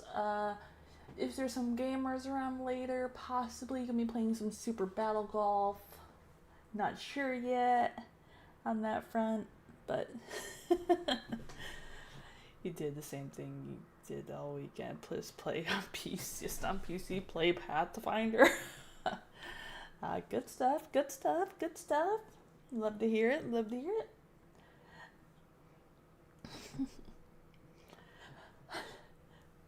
I'm not gonna lie, I almost missed the alert, I'm not gonna lie. We're doing good so far, it's been good. This is our second video for today, which is a little bit more close to me, because which this one is about the hunter-killer teams of the Vietnam War, which my dad did serve in, and he didn't really, talk much about his history on there. A little bit, yeah. A little bit. Partially because the alerts were turned down, but also because I've been, I've been a little extra invested in this one. Yeah, it does that, Minnow. It does that. So, yeah, there's a little bit... I'm putting a little more focus on this video. Also, may have announced a little bit of a joke merch of a... just to commit to the bit, because everybody, apparently, between fucking Twitter and Discord and the whole hamster thing, you're gonna commit to the bit and gonna make a little bit of merch just for the hamster bullshit. Hamster model will not exist. It will never exist. But just for the fucking bit. I'm just gonna make a little something for it.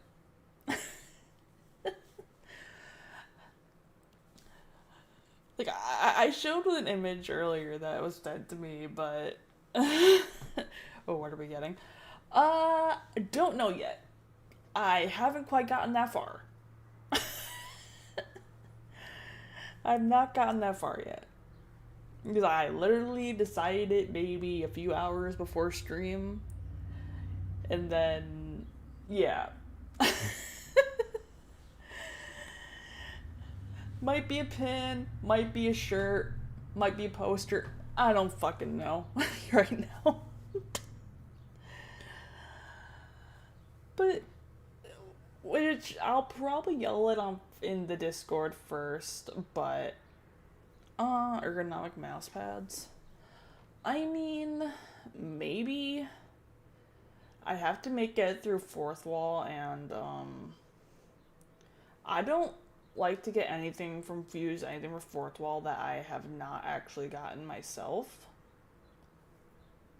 So, because if I can't guarantee that, like, the quality or something is going to be good, I'm going to be less inclined to, you know, to be like, yeah, you should get this thing, you know? So, we'll see.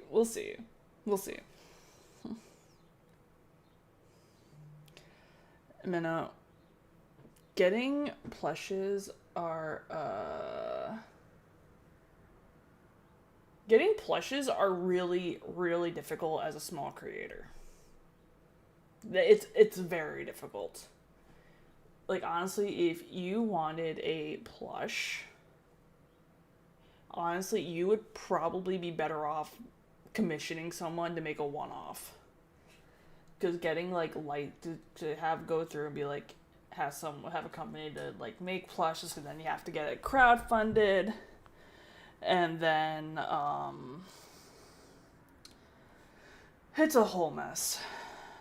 You could try requesting a copy of a service record. I've thought about it, but part of me thinks he probably didn't tell me because, like, the thing is, I hate to admit it, I can be very emotionally delicate. And I have a feeling part of the reason he didn't tell me is because he knows it would fuck me up really badly if he told me. So part of me is very tempted to just leave it with just a little bit of knowledge I had for it. I'm not even sure what I would need for the National Archives. Because I have considered it. I mean, it's not like he died juggling hand grenades or some shit.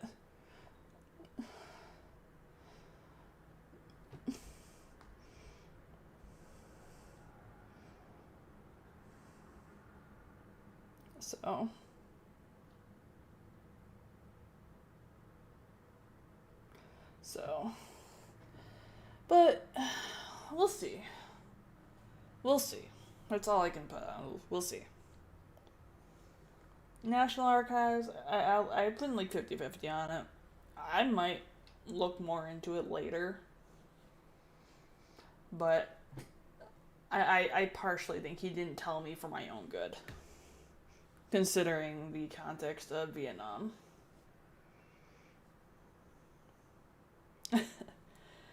Yeah. Me too.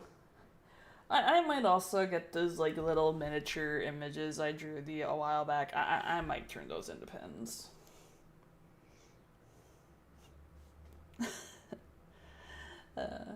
Anyway. So I already told you what my job is, right? Keep my eyeballs on that loach all the time. We were searching in a far northwest sector of RAO where there was really nothing. But we were searching for what was purported to be an underground NVA hospital with like 400 beds. It was up near, as I recall, a mountain called Nui Bara. And Bill Jones was the scout pilot. And his crew chief was Potter. I'm looking at the loach, and without any communication at all, it started spinning out of control and crashed and exploded. Didn't give any sound, no radio call, no nothing. My gut reaction was to ask Mike Woods to land the helicopter and let me out so that I could go see if anybody survived. I left the helicopter and Mike was supposed to go up and give me gun cover while I went into the woods. I had a .38 with 6 rounds, snub nose. That was it. Stupid, brave, I don't know. The first thing I'll tell you is I'm not a hero. I started out charging off through the elephant grass, which is about 7 or 8 feet tall. Holy shit, and I'm that's into tall. basically a forest canopy floor towards a crash site, which I could see smoke, burning, fire, and I could hear the rounds cooking off from the fire. And I'm hollering out for Bill Jones or anybody to see if anything. All right, Ken, I enjoy get your any food. response. I didn't hear a thing. I got my weapon up like this in case I saw anything move. As I'm running, suddenly I hear a voice from behind me. I didn't like that. I turned around and brought my weapon down and realized it was Mike Woods, who had left the helicopter running in the grass and had come after me with his weapon to help me. It was just the two of us out here now in the woods, and we didn't have much for weapons. But we kept going, and sure enough, we found Bill Jones. He had gotten out of the helicopter. He was burned. He was leaning up against a tree. We rendered first aid as best we could. Of course, he's in shock. Potter died in the crash. Turns out, Mike had been able to make contact with an Air Force forward air controller that was coming on scene. And he also coordinated a rescue Chinook. And they were going to hoist Jones out, but he couldn't hold on to the jungle penetrator. So I rode the jungle penetrator with Jones up into the Chinook and then off to Cu-Chi to an immediate emergency hospital.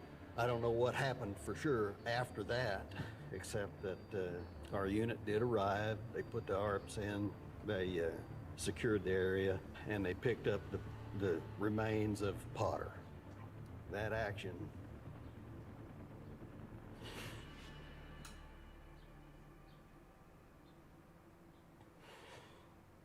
I got the one medal that I'm really proud of. And he did too.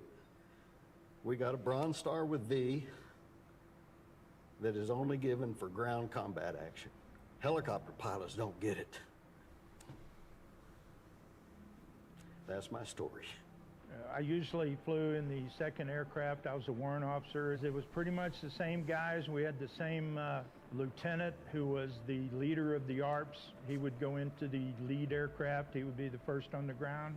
He would lead our 4 horsemen into these LZs. Some of the LZs you would go in one at a time. Some of them we'd go in all 4 together.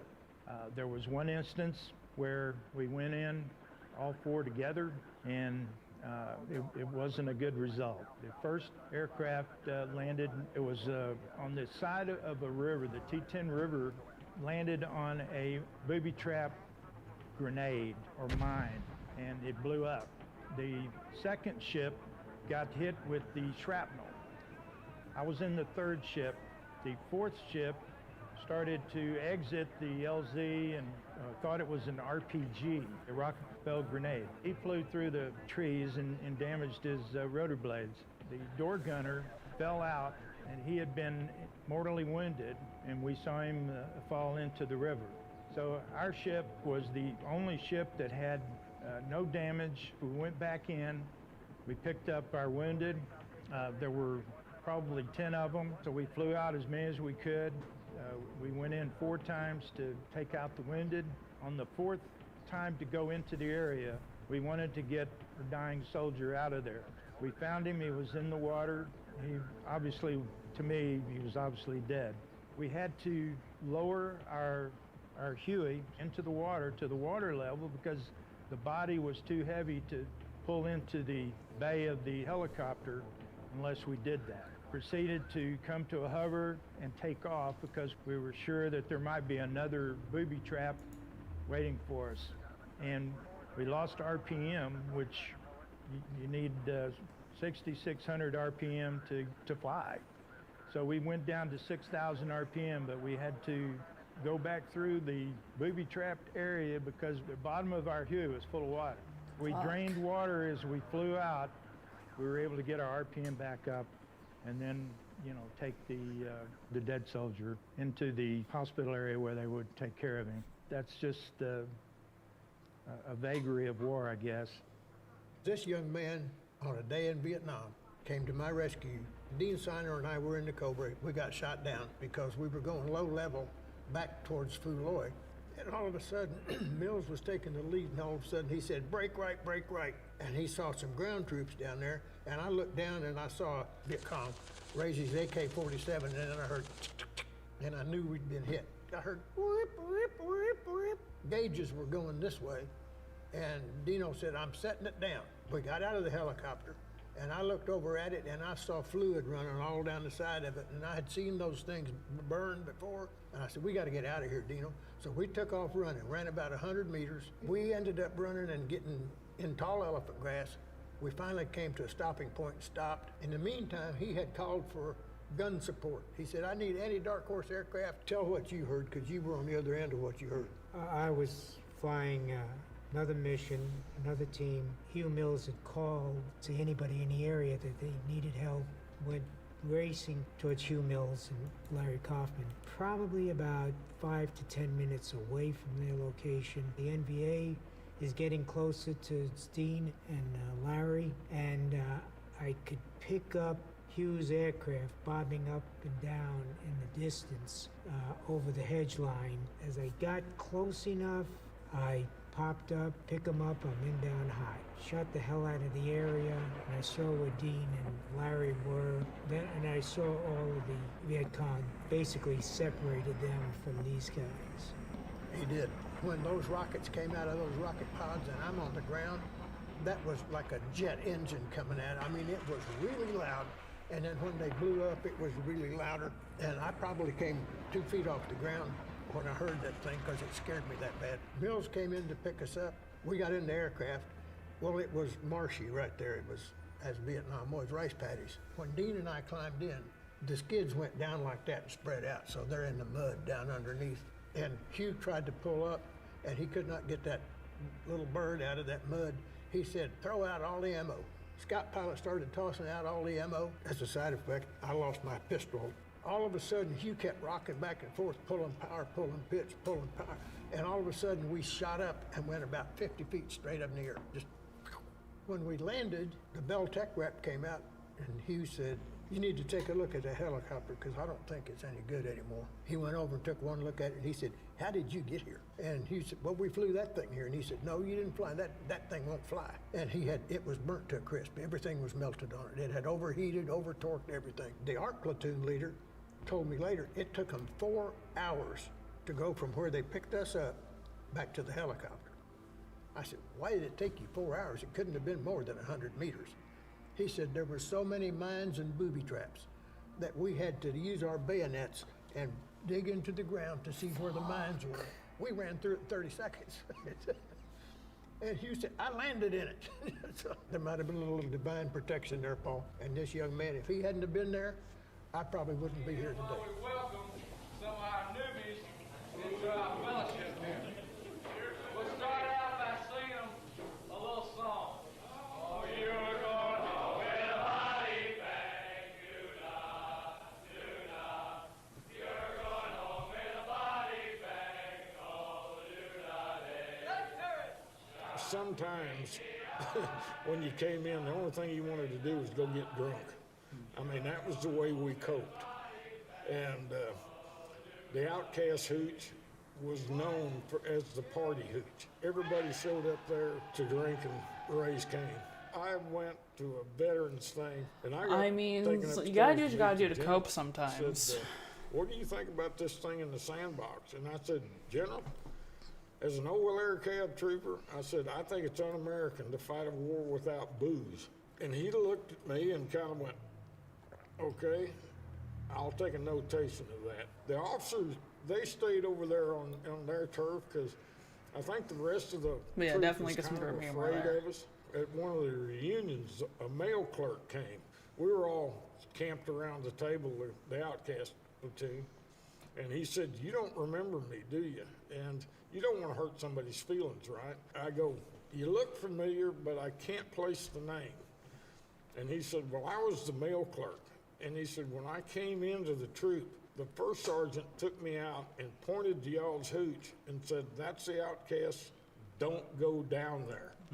He said, "I never went down there. I gave your mail to your platoon sergeant. I never," you know, they overlooked a lot. And I feel sorry for today's Army because we probably set an extremely bad example, and that's why the new regulations are so strict. Good evening, my fellow Americans. I believe that one of the reasons for the deep division about Vietnam is that many Americans have lost confidence in what their government has told them about our policy. I'll tell you this, for most of us Vietnam vets, we didn't get a real good welcome home. Gotten out of the Army and was transported back, and I landed at San Francisco. I was aware that it was a controversial war, but I wasn't aware how much hatred was out there. And so I tried to hitchhike in my uniform into San Francisco proper, and I had a guy throw a cup of coffee on me. He said, "You need a ride?" And he rolled down the window. I said, "Yeah." And so he throws coffee on me, and he said, you know. So I thought, well, what was that all about? You know, I was just doing my job. PTSD jumped in there at about that time. I was wandering. I didn't know what to do. I spent about 9 months. I had bought a car, just kind of traveled around the West, sleeping in parks and staying with some friends because I didn't know what to do. I was having a lot of flashbacks and bad dreams and sweating. And I didn't realize the impact of the brutality of war on my emotional development. And so I had a hard time dealing with the death and destruction that I witnessed over there and took part in. And at the time I thought, you know, I'm doing what my country's asked me to do, you know. And I didn't disagree with going over there, but those people were dishonest. They lied. They were cavalier about how many casualties are we going to have this weekend. I've heard tapes of LBJ and McNamara saying, "How many casualties are we going to suffer this week?" "Oh, yeah, it's only going to be 2,500. "Oh, just only 2,500. "Oh, gosh, that's great. Well, okay, let's send them into harm's way." It just totally pisses me off that they were so reckless with the loyalty of the servicemen that were over there. You know, we shouldn't have been there. It was a mistake, in my opinion, to be there. We weren't serving any purpose. You know, there wasn't a strategic objective. You know, it's just how many people can you kill? So my political views have changed on that. We need to be a lot more careful strategically when we get involved in foreign affairs. We've got to make sure that our strategic interests are at stake. Because we can't fight every little battle in the world and try and save humanity. That's not going to work. Because when you send men into harm's way, you're sending people that are going to die. And you better be careful that you're doing the right thing. And we weren't doing the right thing in Vietnam, in my opinion. Thanks for the opportunity to present my story. Over 842 OH-6s were shot down and lost. 4,000 plus aviation crew members were killed in Vietnam. We had a casualty rate, people hurt, at a rate of about 80%. All of the pilots killed in 1969 were scout pilots. Paul Fishman probably saved my life along with Larry Kaufman. I'm alive today because of scout crew chiefs who were very good with their M60 and Cobra pilots who were very good with rockets. One day I was driving through Sulphur Springs, Texas, and I saw an Apache helicopter at the Sulphur Springs airport. And I said, "What is an Apache doing here?" So I turned around and went back. The young captain standing out there said, "Do you mind if I take a look inside the cockpit?" He said, "Well, yeah, I guess so. For what reason? Why would you want to look in the cockpit?" I said, "Well, I flew Cobras in Vietnam, and I just wanted to kind of see how much are they alike." He said, "Oh, man, did you fly 100 killer teams? I said, "Yes." "You can climb in that thing if you want to. Go ahead, just have a seat." He said, "We studied you guys. You're our heroes."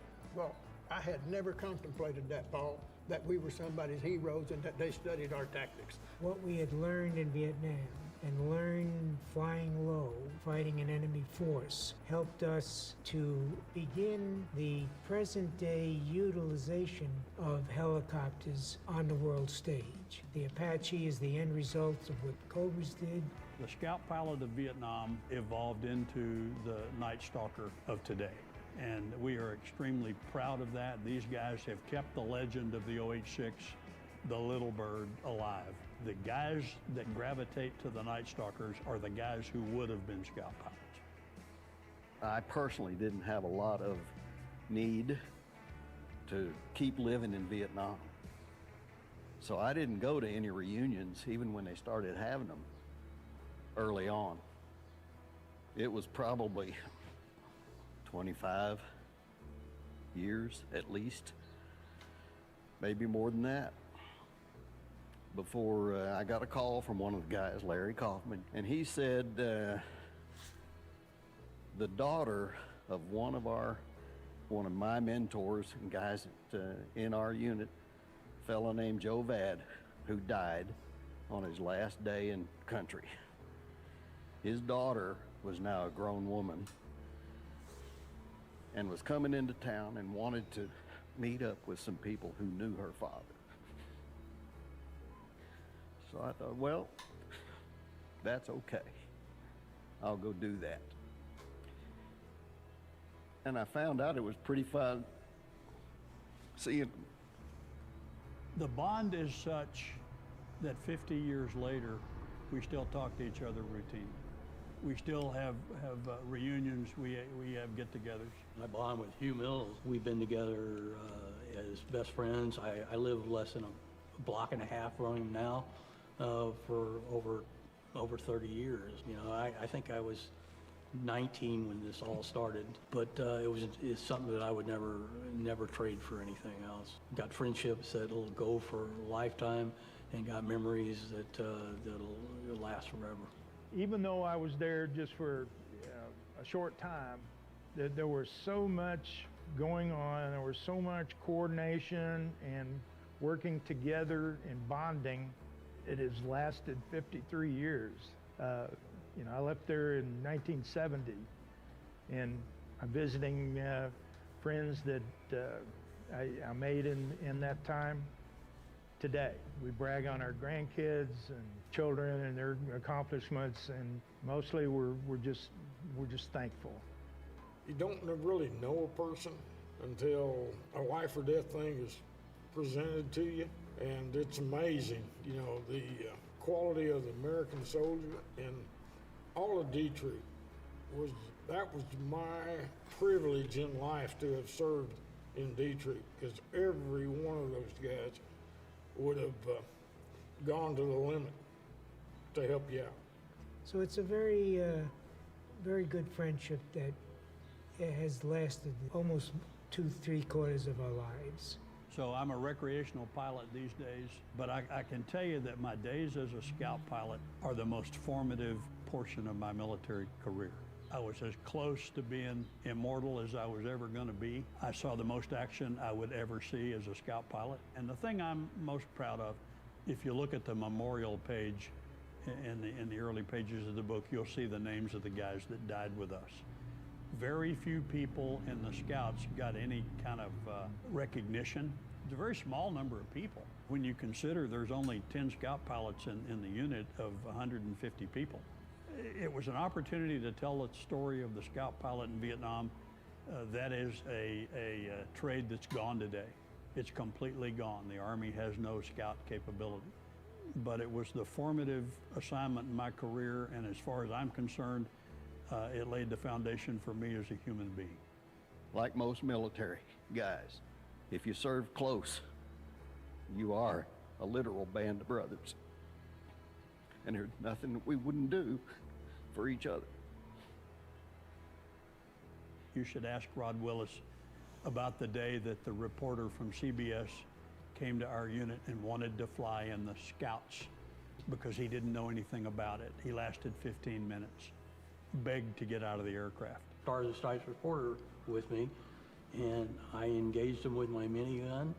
And when they did that, they started firing back. And when they started firing back, the Stars and Stripes reporter slid down in his seat because he could see all these things coming back at him. And he was petrified.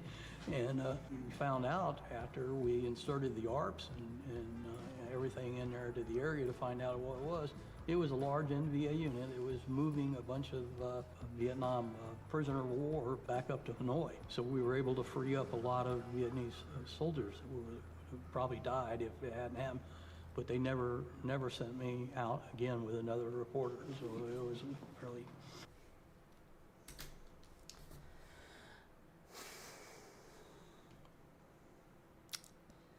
Well,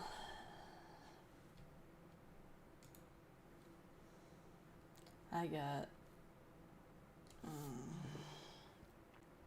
nothing for that. I got a whole lot of nothing. Nothing I could really add for that one. Yeah, it's glad you never go to war, honestly. I mean, yeah, none of us really would want to do that, honestly. I know that my old man was extremely against enlistment. Like, completely, 100%. Let me switch screens here. Like, whenever me or my sister had, like, any idea of, like, doing any, like, enlisting, he was very, very vehemently against it. Which, all things considered, I'm not really surprised. So, with knowing he, like, served in Vietnam and stuff that happened in Vietnam and all that, like, I can understand why he was so opposed to it.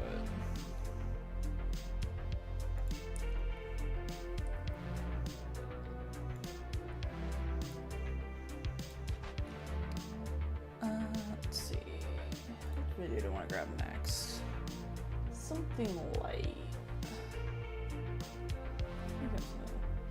Hey, welcome in, Hornado. How you doing? But yeah, like, you know what?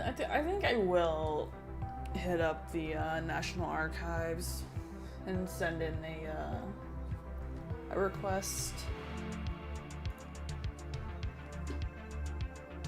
Probably tomorrow. Probably when I have time. Oh, we're doing good. We're chilling. We're watching some videos today, so can't really complain too much.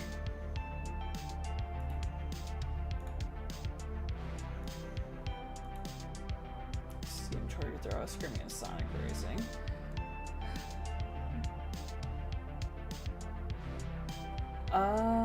So if memory recalls right, he got out at 73. So I think his records will be fine, but I'm not entirely sure. Would be interesting. They said the cursed guns light. Okay, found it. Found the tab. Yeah. Yeah. I think pretty sure he got on 73, but I'm not opening his, the copy of his obituary to go look, which I know had his, when he got discharged.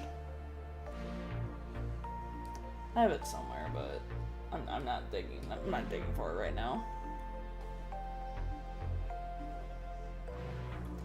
Alright, the final boss of Cursed Guns.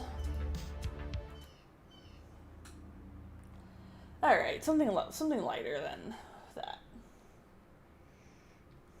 It'll probably be interesting. Like, the only thing I know is roughly that he was stationed near Greece, and that's about it.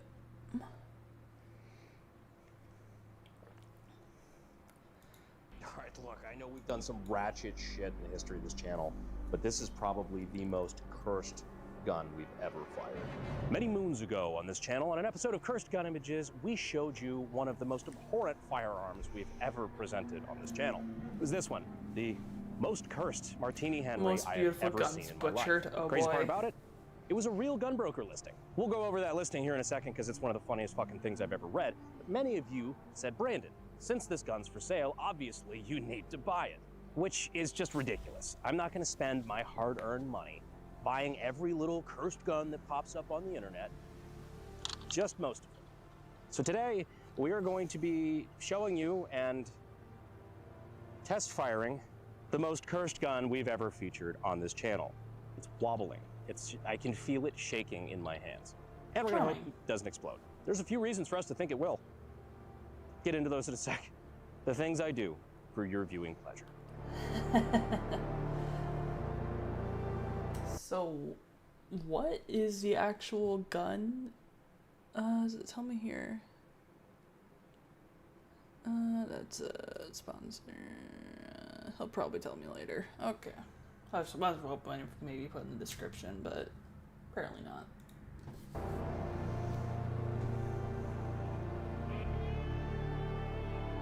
It's a Martini Henry. Okay. Now this is what a Martini Henry is supposed to look like. Well, I mean, sort of. This is kind of a Khyber Pass look-alike, but still, single shot, chambered in .303 British, notably looks like an actual historical firearm. Okay. But what if somebody took this and decided, you know what? Maybe we have M16 at home. And unfortunately, that same asshole had access to a welder. So I present to you Why M16 does it at need home. a scope? Well, I mean, maybe not a home, probably like a crack house. But still, we have this right here, which, again, single shot. So not only is this a Khyber Pass build, which is already pretty sketchy, also kind of sketchy because you just look at all the globs of fucking weld everywhere all over it. Even looking into the chamber here, just look at how the barrel face is cut away for the ejector. Nothing about this instills great confidence. Why did I Like lean nothing at upwards all. like I was actually Well, you know what looking we at say it here on the channel. in person? Never let cowardice be the enemy of science. I've never said that before. But I'm saying it now, so still counts. So that's a cinder block and a piece of wood? Don't forget the point.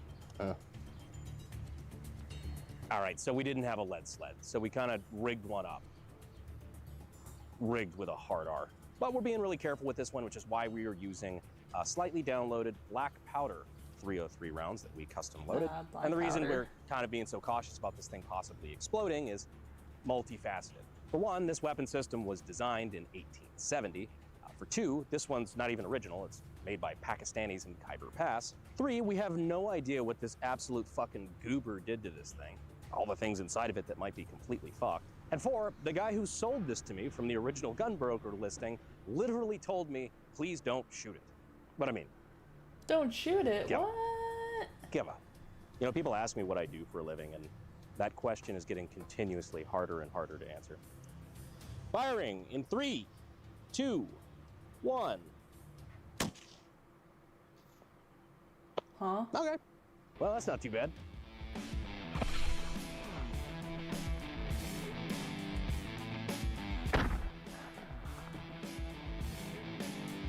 Oh, so our gun is still intact.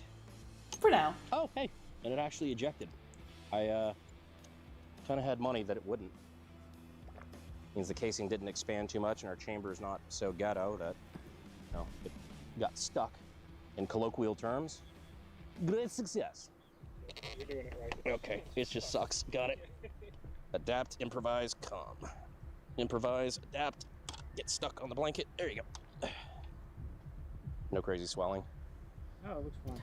Yeah. Now comes the part good of the start. video where This spawning is a very good start. I have yeah. to fire this myself. So since this is still sketch as fuck, for the first round, just to feel it out and to make sure, just in case it, you know, we got lucky the first time, I'm gonna do the patented Khyber Pass test fire method. And I'm not fucking around. Well, I'm fucking around on patented. I don't know if they have those yet. They grab the gun with their left hand, because, you know, don't want to lose your right hand. Right. And just kind of hold it out and pull the trigger. Kind of more up like that, I'm sure. So that the right hand is back here, away from the breech, just in case something goes wrong, and the back of the gun's not pointed directly at your face, which can have negative repercussions. Hey, you're in debt. Now, the sad part about that joke is that statistically speaking, 3/4 of American households are actually in some form of debt. And with the current system, it's not hard to imagine why. Millions of Americans are experiencing some form of debt, and fees and calls can pile up monthly unless you fight back. PDS debt has already helped hundreds of thousands cut their debt and put their money right where it belongs, back in their pocket, not the banks. Whether it's personal loans, credit cards, or medical debt, PDS Debt has solutions that are custom for you to get yourself out of debt. And there's no minimum credit score required. They're here to help you save money and pay off your debt faster. And they're A+ rated by the Better Business Bureau and have thousands of 5-star reviews. Why? Well, as I said, they've helped hundreds of thousands of people pay off their debt faster. So don't wait another month. Start taking back control within 30 seconds. Start taking back control by getting your free debt assessment at pdsdebt.com/bh. That's pdsdebt.com/bh. pdsdebt.com/bh. And once again, we'd like to thank our channel sponsor, Sonoran Desert Institute, over at sdi.edu. If you've ever wanted to get your start in gunsmithing and weapons technology and didn't know where to look, I'd check out the links down in the description and in the pinned comment. So that way you don't end up doing shit like that. I mean, just fucking look at it. Only you can prevent cursed images. You know what's funny is that now that I'm the nominee for my... But Brandon, some of them are going to make them really fucking curse, so you know you're going to look at them. I mean, come on now. It's the internet. The congressional seat, I should probably stop taking unnecessary risks like this, you know, things that could potentially kill me, because I'm pretty sure if that happens, the Democrat wins by default. I mean, this won't kill me. You can still do the job if you're, like, slightly maimed. Why are they all the way back there, man? Thanks, Jake. Thank you. All right. Actually, you know what? Take off my fucking Breitling first. Can lose a hand. I like to watch. Sketchy Packy test fire in 3, 2, 1.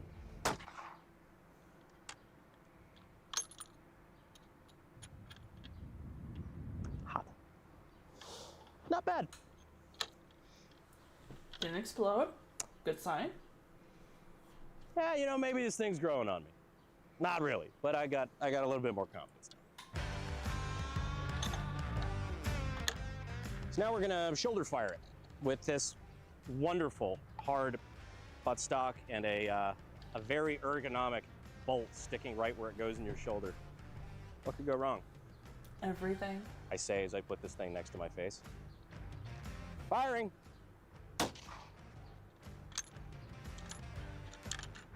Not too bad. Let's do another.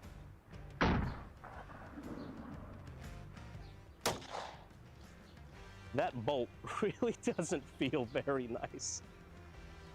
But all in all, not horrible. I mean, it's horrible. I mean, the recoil's not horrible. And it didn't explode, which frankly is better odds than I gave it going in. Fair. Behold, a shitpost. All right, look, I know we've done some ratchet shit in the history of this channel, but this is probably the most cursed gun we've ever fired. God, imagine just carrying this into the ghetto. You know, Khyber Pass is kind of notorious for a bunch of improvised and frankly thrown together weapons. This one takes the cake. I don't think Not that's only gonna did happen, this start Kane. life as a Khyber Pass Martini Henry, it actually got somehow fucking worse throughout its lifetime. The Martini Henry, a very influential rifle throughout world history, mostly because of British imperialism. At 100 yards, volley fire, present! Turns out Alfred had some lore before he worked for Bruce Wayne, but it also had a lasting impact on the Middle East. You saw a lot of, Pakistani reproductions of the Martini Henry, which is where this, well, Mama said you ain't got nothing good to say, don't say nothing at all. This technically legal firearm first got born, which is why, and I gotta bring you over for this, some of the markings make absolutely no fucking sense. What? For example, this is fucking gibberish, and as far as the date stamped, it's a 1-9, so 19, and then an upside down 2, upside down 3.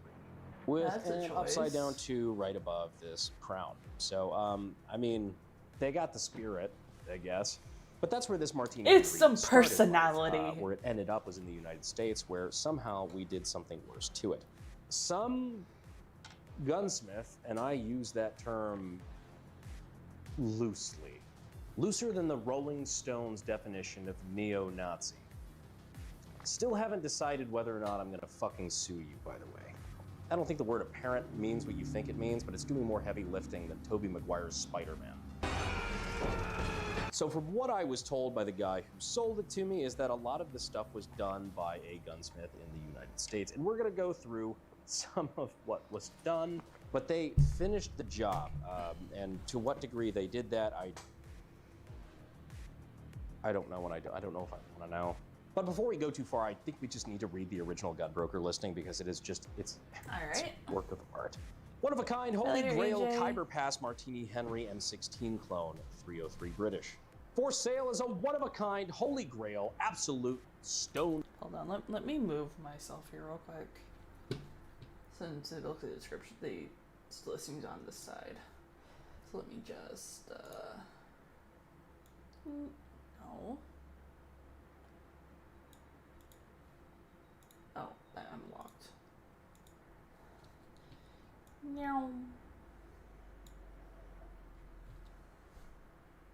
Okay. Let's just pull it back a little bit so we can appreciate the full listing.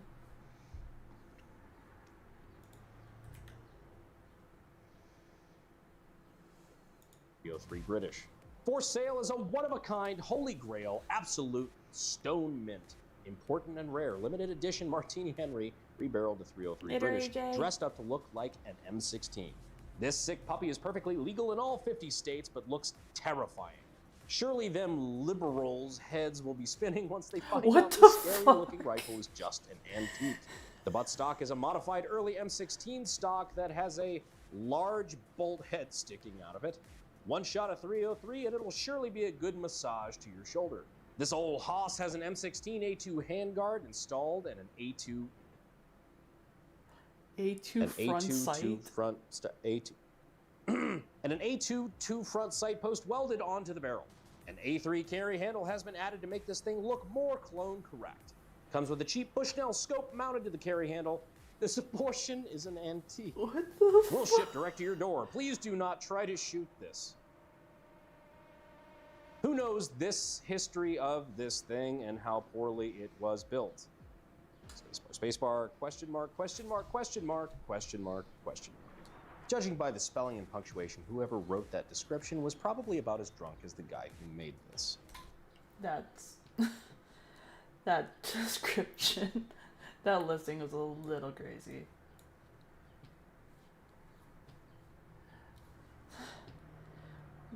With even crazier spelling. Alright, I'm back for you now. ADD break. So we're gonna do the classic echelon penetration test. I really just wanna see how much power we're putting out of this thing. I mean, these are pretty downloaded. It's black powder, so it's gonna be a little softer shooting anyway, but it's gonna give us a nice big white puff of smoke. Let's see the damage it does on an echelon can. Actually, 2 echelon cans. Just because, frankly, I'm curious. All right, so we're gonna go ahead and load this thing up, and since I think this scope Echelon's is alright. nowhere fucking in the ballpark of accurate, I'm just gonna kind of wing this looking down the barrel. So, echelon penetration test in 3, 2, 1. All right, I'll give it to you. That was a lot more power than I was expecting. It was so soft recoiling, I thought it might be a little too underloaded, but the echelon disagrees.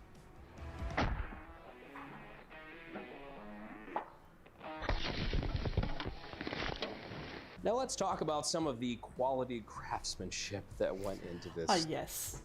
Well, antique. God, this gun is sadder than Ellen DeGeneres finding out Jeffrey Epstein got incarcerated. This whole gun's just bizarre. It's like just a giant Rorschach test. If I look closely enough at the welds, I think I can see my parents fighting.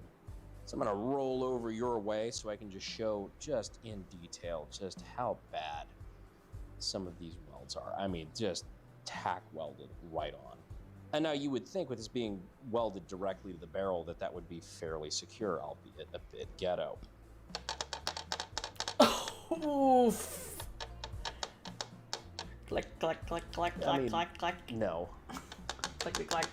Thing's doing more fucking wobble than a 20-year high school reunion. But don't worry, this is just the handguard. This is just where you grip the rifle. It doesn't have any effect on accuracy. It's not like the scope is attached to the... Oh. Again, one of my favorite parts is the just in ghetto rigging this stock, you know, with this giant lug nut ass bolt on the back.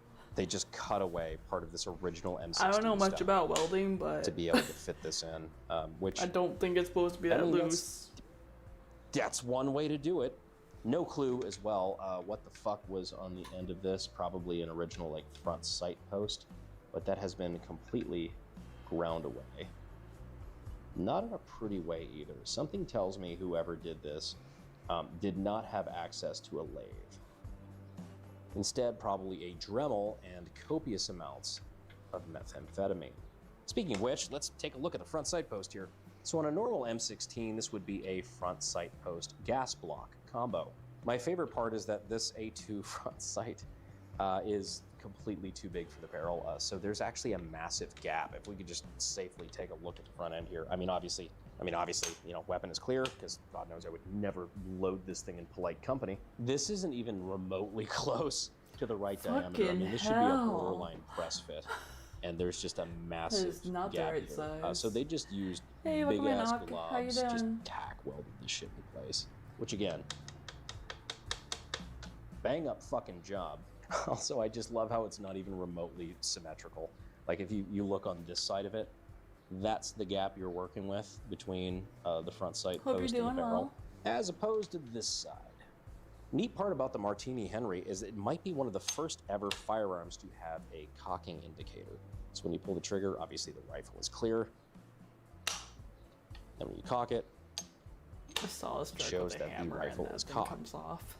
One of the weird parts about this one in I particular wouldn't that I've know, so noticed I'll just have to is take your that, see, word on that's nice that. and rigid. As soon as you fire it and it is no longer cocked, that pin immediately just wants to move the fuck out of the gun. So now you're in. Now you ain't. Just noticed one of the scope screws wasn't tight. Maybe two if we're generous. It's a shame. You wouldn't want to throw off the accuracy. All right, now just because I'm morbidly curious, I mean, this is like... But wait, so theoretically, if a solid hammer strike would take it up, then theoretically speaking, because I genuinely, I don't know, if you left it, say, who knows how long, maybe with some use, is there a chance it would just break by itself? Without any extra force being applied to it?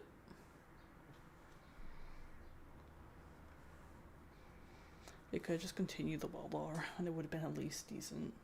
Probably not. I don't recommend using it in the first place. I would say both occasions. Both if just sitting in our general use, because I'm not like super familiar with how welding works by itself. Would have to rust. So that would be years. Probably. Maybe quicker if it's not properly cared for and stored. Like a fucking Where is poster my child soda? for height over bore, and somehow I don't feel like this is very accurate. But we're gonna give it a shot anyway. So we're gonna be shooting down at that gong. What'd you say that is for you, Jake? Like 30 yards? 35 yards. Playing it fast and loose with a high-powered rifle. You I'm throw gonna be using the so scope hard, to you would go try to use the scope to aim directly down at that gong on the left. And I'm No. really curious to see where the The bullet flex in the actually handguard lands. may eventually If it snap hits the this weld. gong, I'm gonna shit my pants. Okay. So aiming center of the gong. Firing in 3, 2, 1. Hold on, I just want to point out that the scope is wobbling a shitload. That's not me not being able to hold the gun straight. It's literally wobbling all over the fucking place with the light movement of the gun. Fuck it, we ball. 3, 2, 1. Was that like top of the, it was low? Oh, wow. Huh. I'm gonna put one more round on it, we'll see. Low left. Yeah, well, you know what? At 35 yards, if I was aiming center mass, that still would have, been the guy's left leg. So, not completely useless. Like, I just want to show what I'm talking about here. Look right here. Like every part of this. On top of being on this absolute diving board. Like every part. The handguard fucking moves. There's like 18 different axes in which this is just inaccurate. I did not hit the gong. I was gonna be very impressed if you did. I think I hit dirt. That is a really long trigger pull. Yeah, it's kind of dog shit. So to wrap this all up nice and tight with a bow, this is not only a cursed weapon, but probably one of the biggest pieces of dog shit I've ever had the misfortune of showing off on the channel. Whoever did this is bad, and they should feel bad, and may God have mercy on your eternal soul. 3 out of 10. Yeah, 3 just out as a of reminder, 10. this was from the series Cursed Gun Images, which we're probably going to bring back. What would you guys think about a new Cursed Gun Images video? Yes. There have been a few things that have come across my desk that I think are worthy of a Cursed Gun Images video, but I'm going to need more content. So if you guys have seen any Cursed Gun Images throughout the internet, I hate what I'm about to say, please send them in. I would tell you to use the subreddit because that's what I actually check. However, I know a bunch of you are just going to use email, my DMs, smoke signal. Doesn't matter where I tell you to send them. He knows it's his just going to community. flood down my fucking fireplace like Harry Potter letters. Ladies and gentlemen, the Cursed Martini Henry. You know what? You asked for this, so technically, this is on you. This is your fault. Already shifting blame, just like a politician. Fuck. Anyhow, we've actually had this thing laying around for a while. I've been meaning to do this video for a minute. Now we're getting a little bit of a chance. You know, things have calmed down a little bit. Figured it would be nice to take a bit of a return to the basics. The basics of the channel. There's nothing basic about this. Is absurd. Anyhow, if there's anything you guys would like to see coming up, I've actually added a lot of cool stuff to my collection that I haven't showed off yet, including some really cool historical stuff. Bet the media is gonna have a fucking heyday with that. Anyway, Of course. I appreciate you guys staying all the way through to the end of the video. And as always, I will see you sexy YouTube mother lovers in the next one. Bye. Can we throw this thing away now?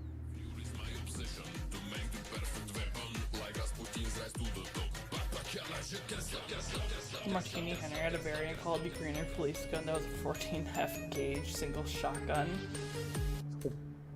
Gun's just a bit of a Rorschach test. If I look closely enough at the welds. Sorry. All right. Have you watched the Stardust short video movie already? I think I've seen the Astartes one. I think Minnow posted it a while back. I think.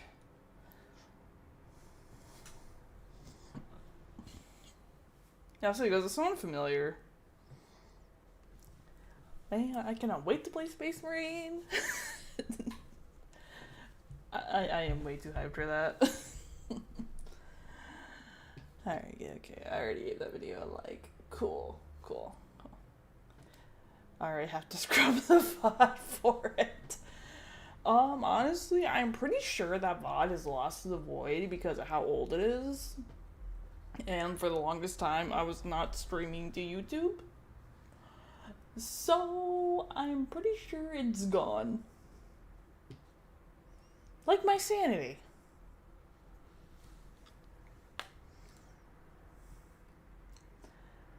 It's okay. Okay, help me clear the videos up that we just watched. And bam. Emotional damage.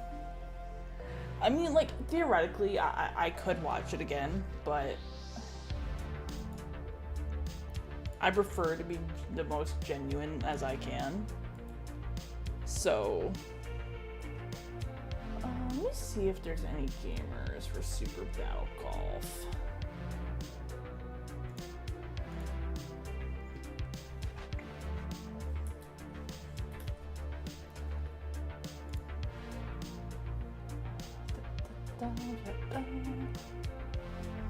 You don't have to. I mean, oh, Steam, don't give me the black box, Steam.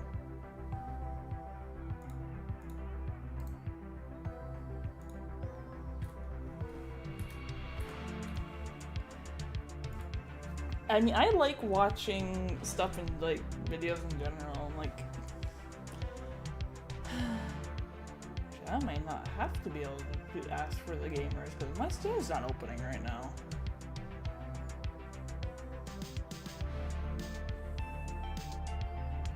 So I don't think I'm gonna be able to play Super Battle Golf if I wanted to.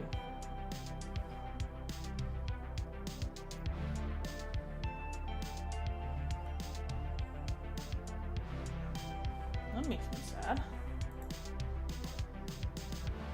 We're gonna actually exit Steam and try to rewatch it. Cause that'd be really smart, you know, to see if anybody wants to play freaking Battle Golf, and then next thing I know, Steam isn't even open, won't even open for me. Like, you know, that'd be super smart.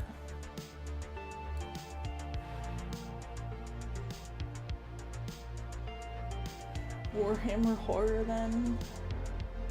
I mean, I don't hate the idea. Okay, where's the Rain group chat?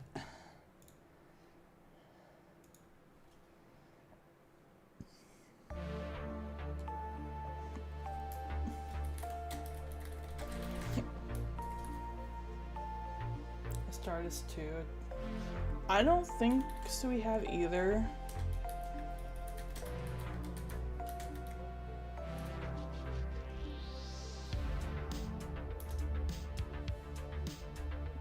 I almost dropped down the wrong group chat. That would have been bad.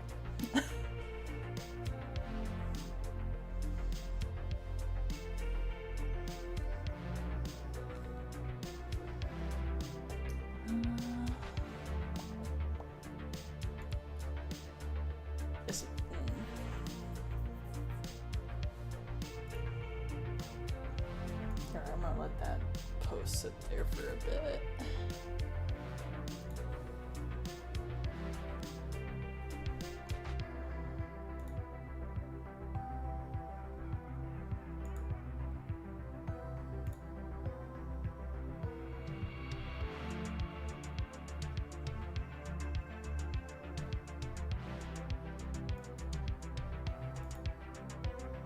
Has a lot. Why wouldn't it have a lot? Better question.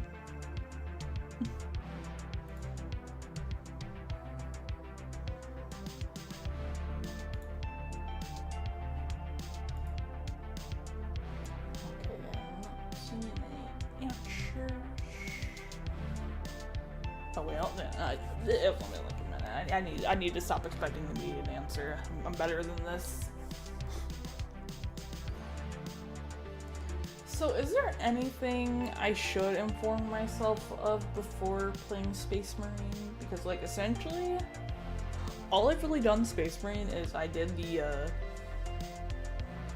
I basically did everything I could that right before the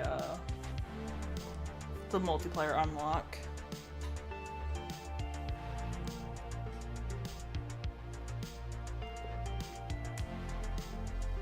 I haven't really done shit after that. Aside from running the game briefly to see how well it runs. Which I am proud to say, I no longer have 1 minute loading screens for Space Marine 2, and it's a beautiful thing.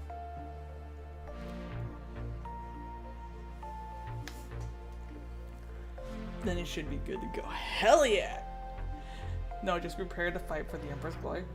For the Emperor! Yes, yes, yes, yes.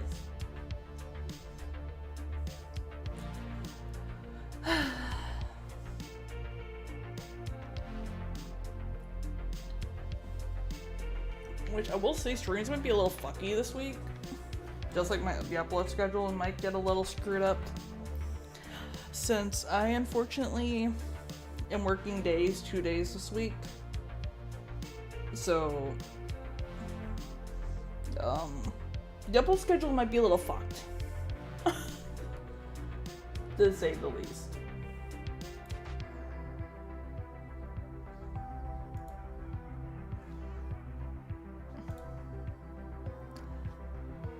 Yeah, I should be good to go.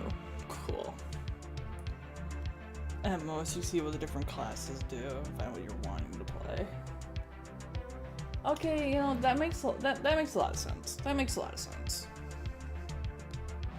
Like I said, like I've barely touched Space Marine outside of since I got the new PC to just make sure it runs, see the difference between them, all that shit.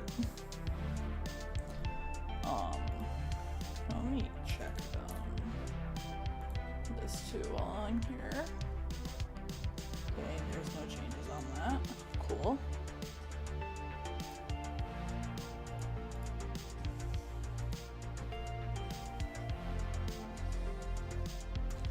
Yeah, like I haven't really looked at the classes or anything for Space Marine.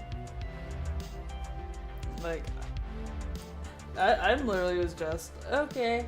Got the multiplayer unlocked, where I can play with friends, and that was it. Because while like I said, like while my old PC could run it, the loading times were so fucking asinine that it wasn't worth. Like, it would be fine if I was playing by myself, but even then, it reminded me of, what the fuck was that game on 360 with really long loading screens, sometimes.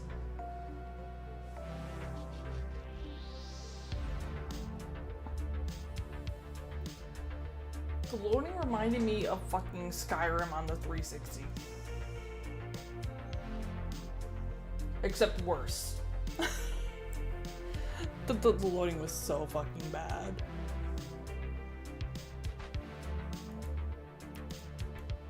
Like I would not want to. Like I would not wish that loading on my worst enemy. Not even Hanya.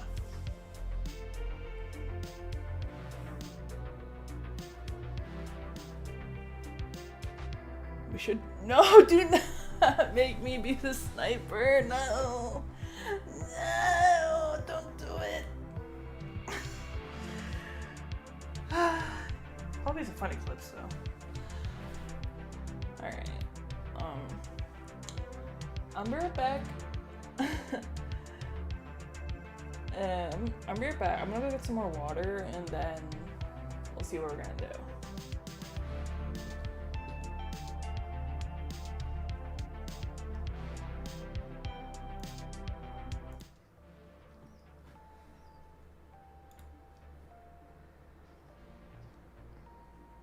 I'm gonna run a set of ads while I'm away.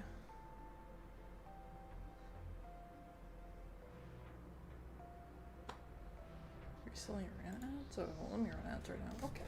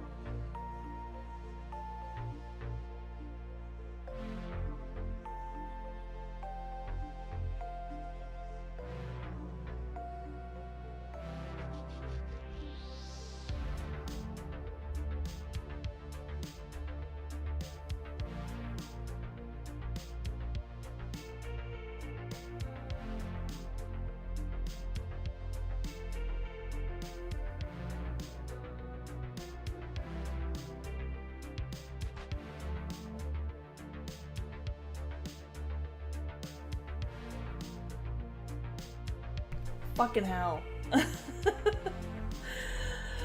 Okay.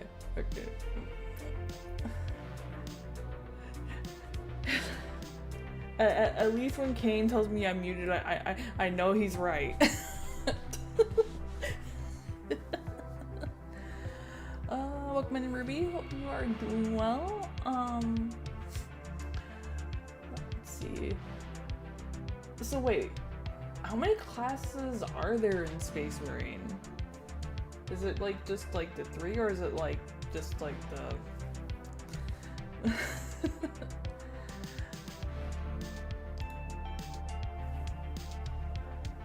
Well, it looks like I don't have any gamers down for space for Battle Golf, so... Oh, there's 7 classes? I thought it was more simple than that. Okay. Hell yeah. Put a video in the React channel. Oh, bet. This is probably one of those I should actually watch, so I know what the I'm actually expecting.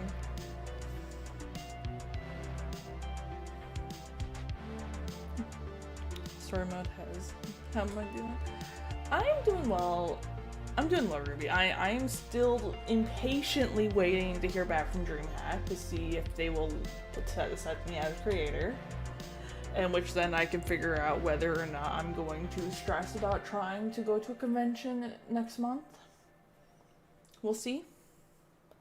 Because they tell me if they don't take me, I'm not going to stress as much about it. But if they are, I might go a little bit heavier on the trying to get there. Hey, welcome in, Relics. Hope you're doing well. So I'm doing alright. I don't think I'll know though till like the 12th, if I'm being honest, if they'll take me to DreamHack. Which then I'll have to find my way to Georgia, go take a flight, figure out Airbnb, and that's assuming, well, I'm pretty sure it's a little late for me to try and get in the Airbnb, so. Because mainly, I want to get there so I can take this bag of gummy worms, so I can throw them at Hanya, and it'll be worth it. It will 100% be worth it.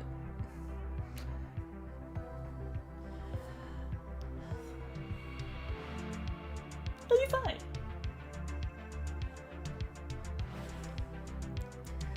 But outside of that, I'm doing pretty alright. Got some day shifts this week, so we need video evidence of that. I am very sure if I asked my buddy Rarity or Recon or one of them to record it, I'm sure they gladly would.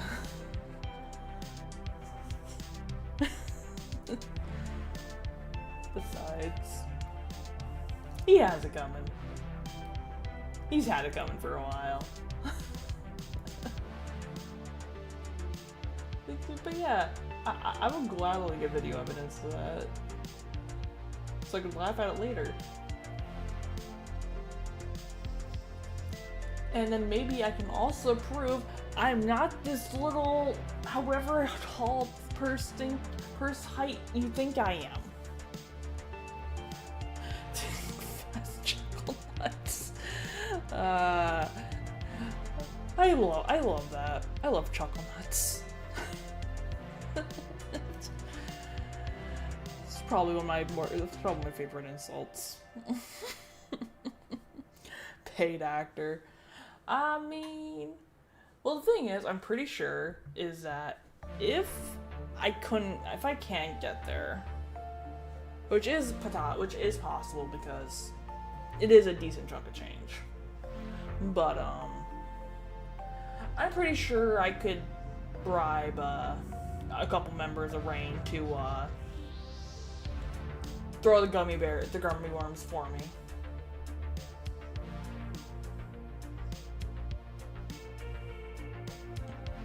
As a proxy. And I'm sure they would if I asked and gave them a little incentive to do it for me. Okay, let's check our videos here.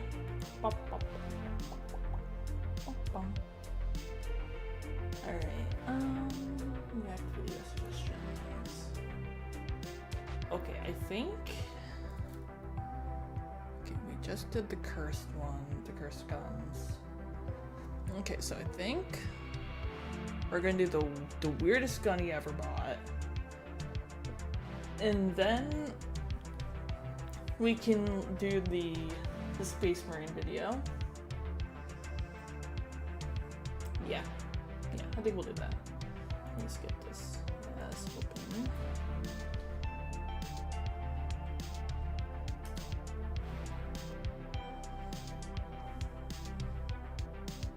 Yeah, okay, so weirdest gun ever bought by Brandon Herrera.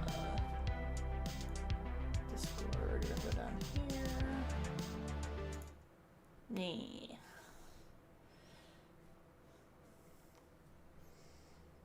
I mean, we saw the cursed one, so we have to do the weirdest one now.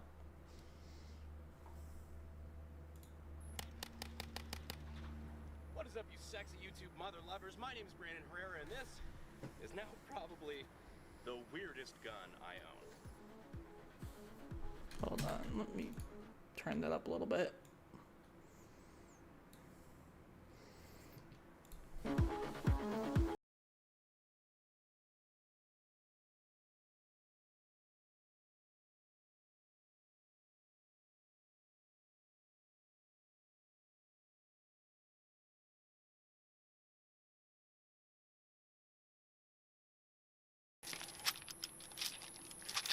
Hell, it's like the goofiest stock ever. What the fuck is that?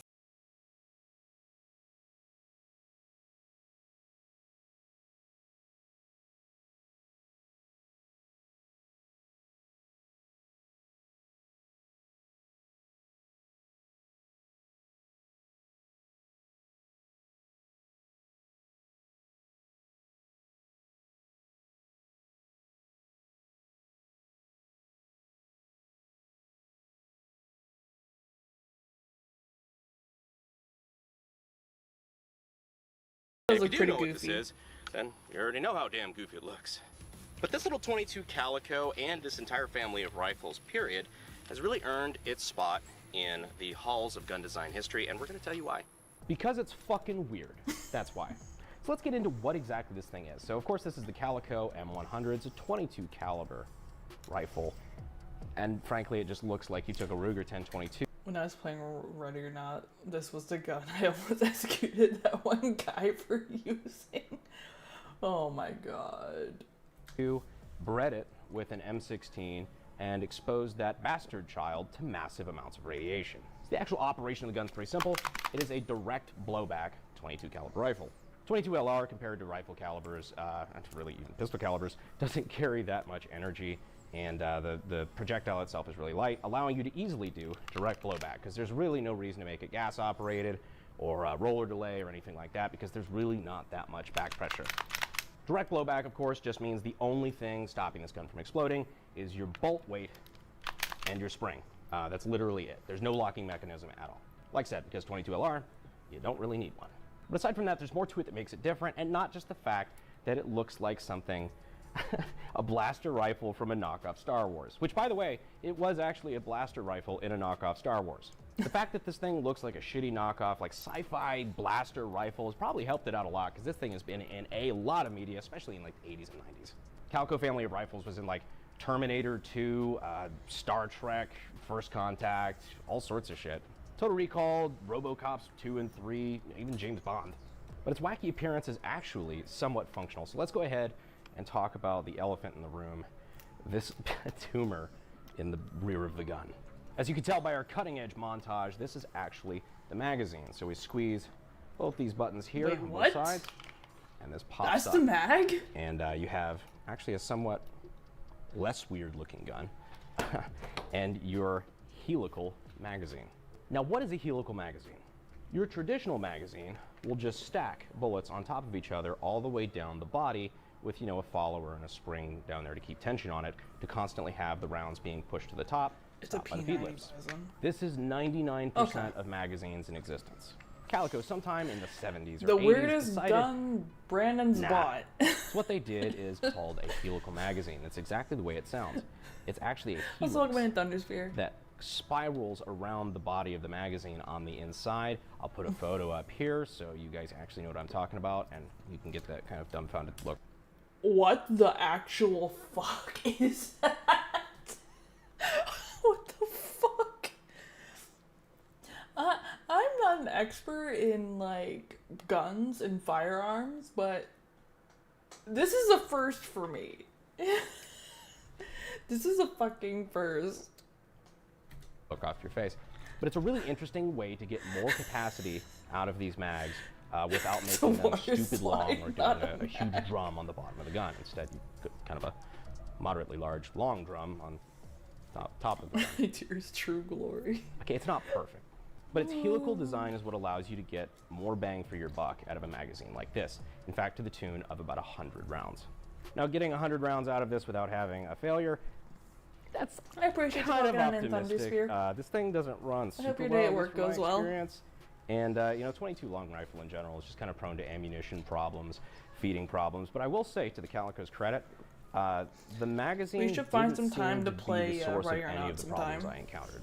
Most of them were ammo related or just general 22 LR shenanigans. Now, some of you AK guys or all around gun nerds might know the helical magazine from A, well, the Calico, but B, the PP-19 Bison, or Bizone. Bizone. Hey, welcome to the party, Alex. PP. It's an AK variant of the PP-19, much like the Vitchaz, but it had a helical magazine instead of on the rear top of the gun, on the front of the gun, facing forward instead of backward. I could also just show you a picture. Basically, you tension this magazine a little bit with this little spinny boy right here, Oof. and just enough for the follower to pop It up. And then happens, you load man. the It magazine happens. now that it has tension on it, and then you give this, like, I think anywhere between 12 to 15 rotations. The amount of varying information about this on the internet is a little scary. I've been told that if you just crank down on this thing, you'll end up breaking something, so good idea to keep an eye on how many rotations you do. And if you want to relieve tension off it, you just press this button and it releases. Helical magazines, they're fucking cool. Anyway, handguards, like said, kind of like a shrunken down M16 kind of look with that, I don't know. This is like if a kid drew the front end of an M16. Kind of like that A2 sight block looking thing here, and a wacky blaster rifle looking muzzle brake, you know, for all of that insane recoil you get off of 22 long rifle. Really helps keep it flat shooting. Your pistol grip here slides for some reason. Dear. Skittle storage, or what have you. Now for the grand finale. An impressive superlative, one of the worst stocks I've ever seen in my life. Kind of nifty, but they kind of forgot human proportion. In fact, this entire gun is kind of designed by somebody who doesn't know how people hold things. Handguard shrunk down, which means it's pretty much, you could just manhandle the hell out of it. Like, really, it's tiny. But this stock, man, this is just flat out uncomfortable. You can kind of get a cheek weld, but if you try to push down on it, it's just bent, sharp sheet metal. It's a little too long in that configuration, but if you shorten it down, now it is a little too short. So there's no Goldilocks, just right setting. That's just enough to be really awkward. I'm sure there's a couple people out there that really like this, and those people are wrong. So it just sounds like it was a what do they call them? There's one of those guys who thinks it looks really good on paper, but its execution is very questionable. But also, yeah, just to tear it down, you got this little push button there, or to fold it back up. This push button goes right back like that, and then you push this lever up top. That's all just folds back under the gun, and you have a really cool looking I don't know about age that. piece of equipment. Overall, it's pretty neat just because it's just so damn unique. That's one way to describe it. But that's enough of the nerd talk for some of you ADD fucks out there, so let's go out back to the range and shoot this thing a little bit more. So we're back out on the range now to do something that might just be a first for this channel. A first? A White Claw penetration test that's actually kind of a penetration test. It's 22. Let's see what happens. We've got our watermelon White Claw there. As my large Kentuckian friend might say, it's watermelon time. 3, 2, 1. Hey. Oh, that came back so much more than normal. But at least it smells good. Silver linings. I've been known to enjoy a squirter or two, but that was a little excessive. Anyhow, we have our entrance here and our exit in the rear. That's actually kind of interesting. So the exit is smaller than the entrance. Probably not a lot of energy left at the end of that, but yeah, we'll see. Probably a lot of it is the carbonation of the White Claw itself and all of the energy going into it from the front. You know, the massive amounts of energy you get out of fucking 22 long rifle. But already having a hole out front, it probably ripped out the front more so than the rear, because you had more pressure inside the can during the flight time. Whatever, man, I'm not a fucking scientist. All right, now just to satisfy my curiosity, we're gonna try shooting 2 claws in a row from probably more than point blank.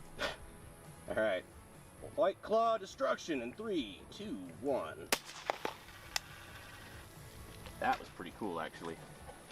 Got the shell casing there that I always forget are hot. Yeah, ripped through 2, no problem. That's actually kind of interesting. If this was a demo ranch video, we'd kind of tear off on a tangent about how many White Claws will a 22 LR go through. I'm not convinced he hasn't already done. Just for shiggles, let's try 3.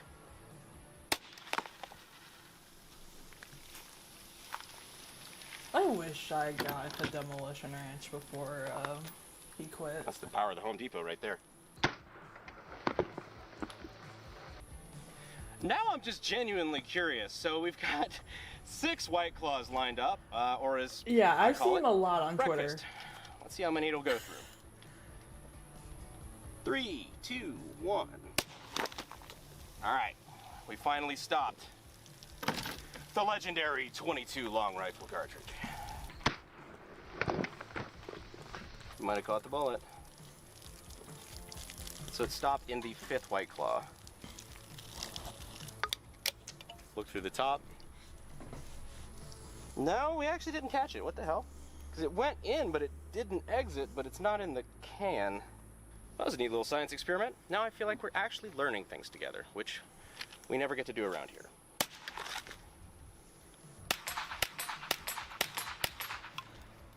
So yeah, I know what you're thinking. This isn't an AK, but still I think is a cool piece to own and a really interesting part of firearm design history, which you guys know I'm all about. True. So hopefully you guys enjoyed this video. It was at least educational for you, and if not educational, then at least a little entertaining. But anyways, guys, make sure you like and subscribe. It does help us in the algorithm, and I will see you sexy YouTube mother lovers in the next video with the next weird gun. Fuel is my obsession to make the perfect weapon, like Rasputin's rise to the top. Je can't stop, can't stop, can't stop, can't stop, can't stop, can't stop, can't stop, can't stop.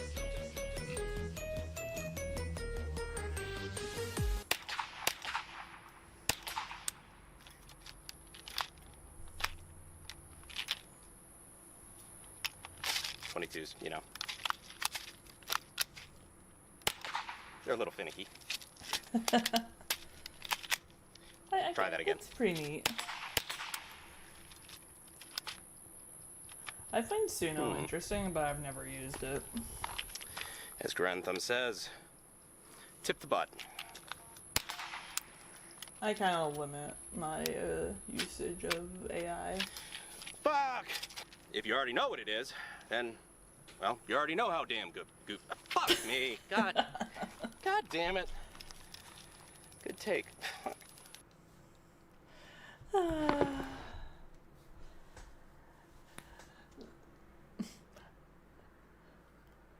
Caught the smells of what's on the bottom of the garage. Yeah. Turned out pretty decent. Space Marine chapters turned out pretty decent. Like, I know some people, as friends, are like really into Suno and stuff. But I don't have the patience.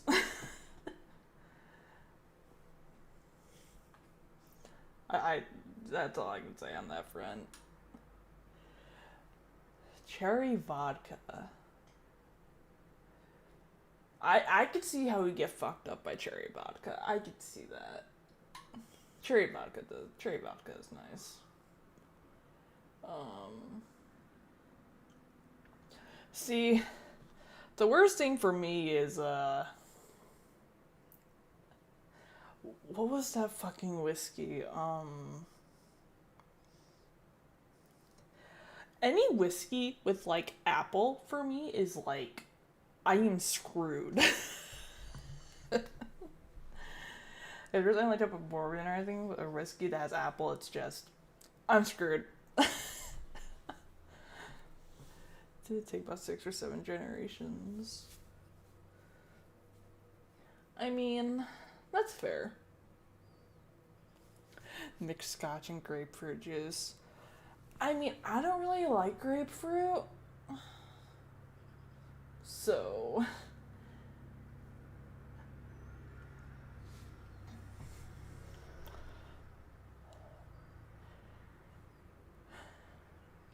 It just tastes like lemonade.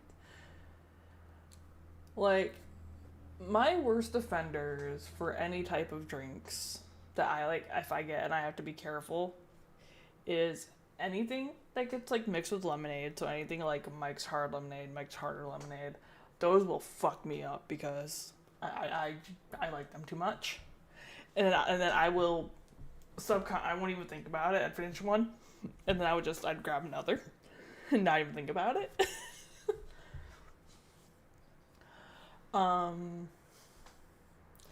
Any type of like apple whiskey will mess me up. So I just try to get a thing of wine usually because I'm less inclined to go overboard.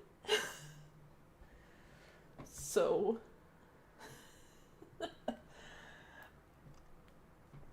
yeah, my deepest condolences. Oh my, not you too.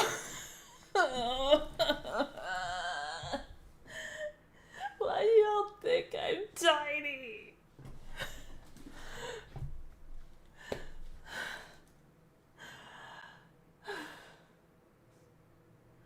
Why are y'all like this?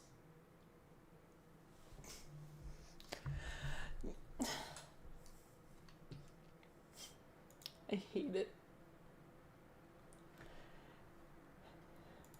Yeah, you guys are gonna get, yeah, I'm definitely gonna make this the hamster-fied version for merch. I'm doing it. I'm gonna do it. And I think Fourth Wall ships to Germany, I think. I know they ship to more places than Advance does. I do know that. I think they have a larger international market. I think.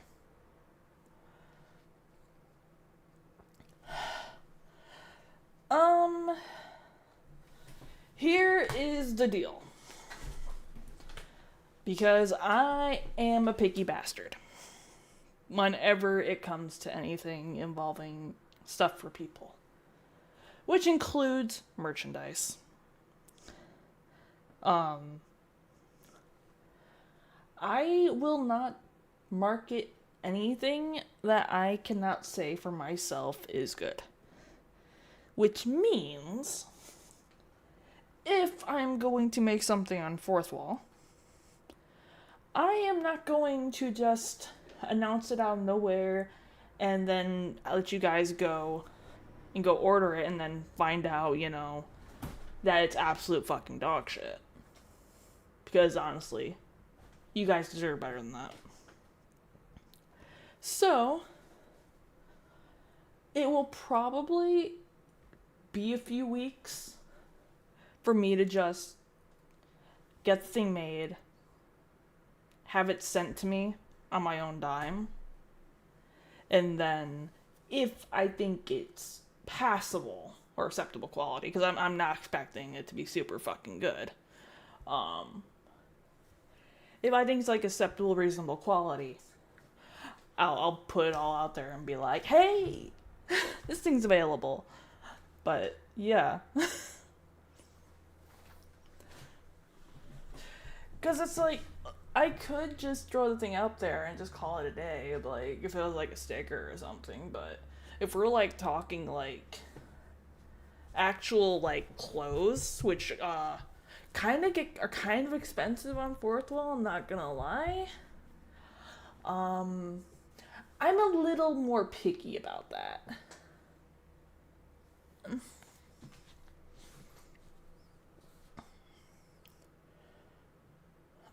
Laura accurate on my size merch.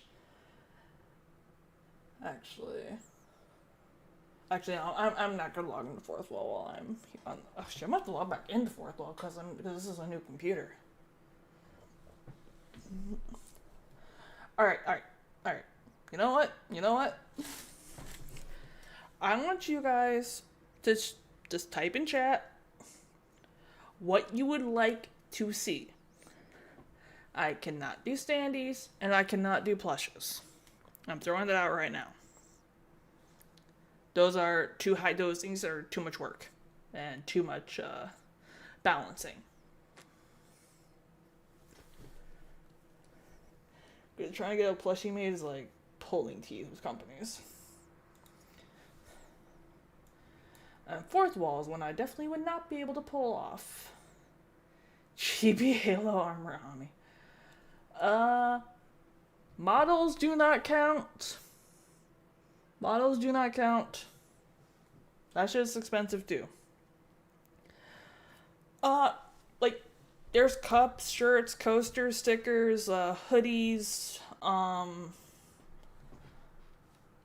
tumblers, I'd get down a shirt or a coaster.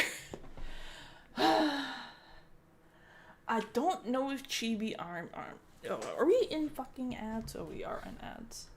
That would be an amazing coaster. Y'all are terrible. But I respect it. Y'all know what you want. Y'all know what you want. I gotta give you that. Oh my lord.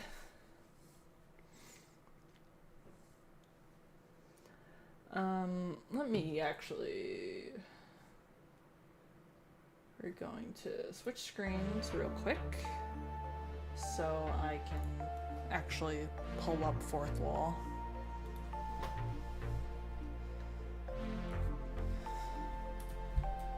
Be down for a mug any day of the week, personally. Yeah, let me just log into Fourth Wall real quick. Cause like, I know they also like do posters and stuff.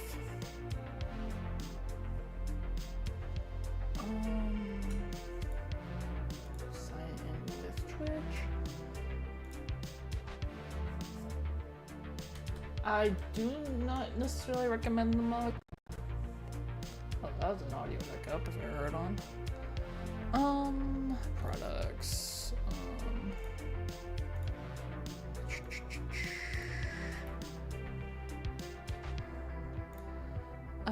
Design. How many? Okay, so there are shirts, hats, desk mats,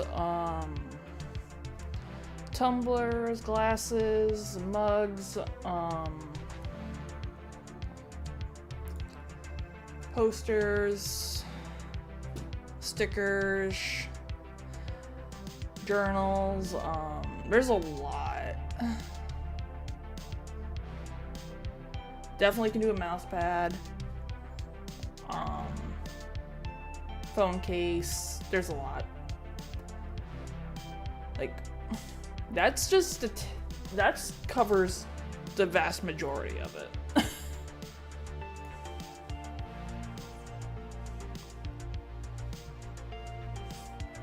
To say the least. you have the best mug. Well, what is this mug that you speak of?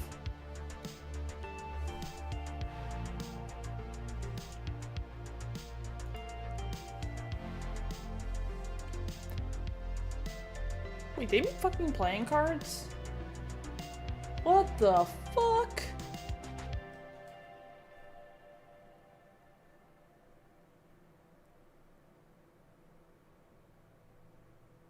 That's fucking new.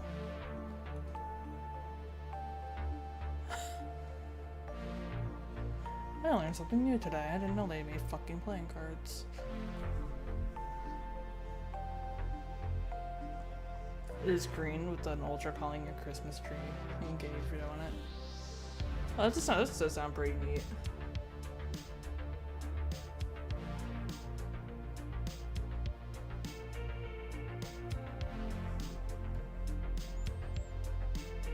Alright, I will put these things into consideration.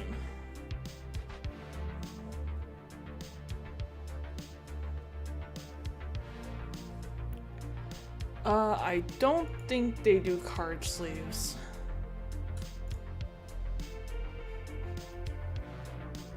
Because the thing is, like when it comes to fourth wall, because I inquired a while back if they could do, if they could make bobbleheads, which they can't.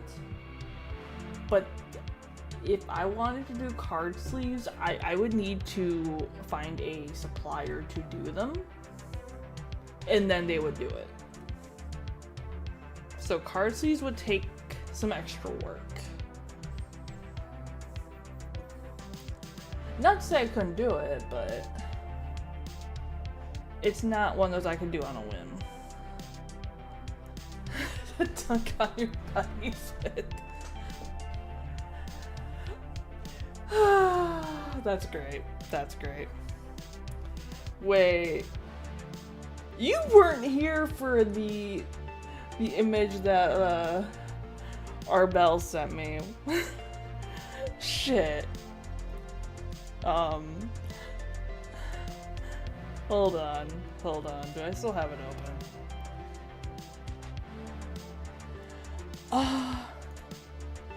So Arbel earlier sent me a iteration of my newer model design, hamstrified, if you could say, or get ratified, however you want to look at it.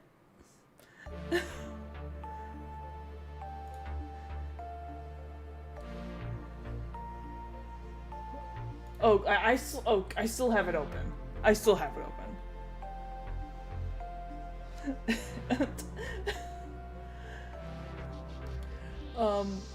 Let me see. Where is it? Oh, there it is. I'm sorry. This is what he sent me earlier.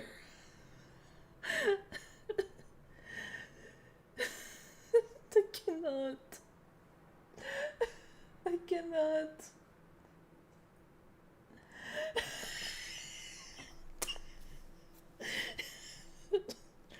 Yeah. Yeah, it just occurred to me that you weren't in you weren't in chat when I opened it. I You're welcome, Thunder Sphere. You're welcome. This would technically, if I wanted to do that, it would technically be more like 4 point something. Yeah. Anyway. It's good though. I mean, yeah. Like, I maybe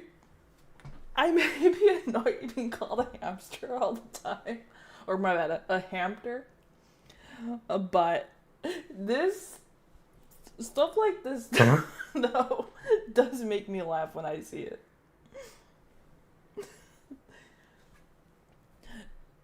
You almost never got to see it. I mean, you probably would have eventually, because I did ask, I did at Arbel in Discord to ask him to post it, but I'm pretty sure he's asleep or something right now. Because I don't think he doesn't usually linger on Discord very long.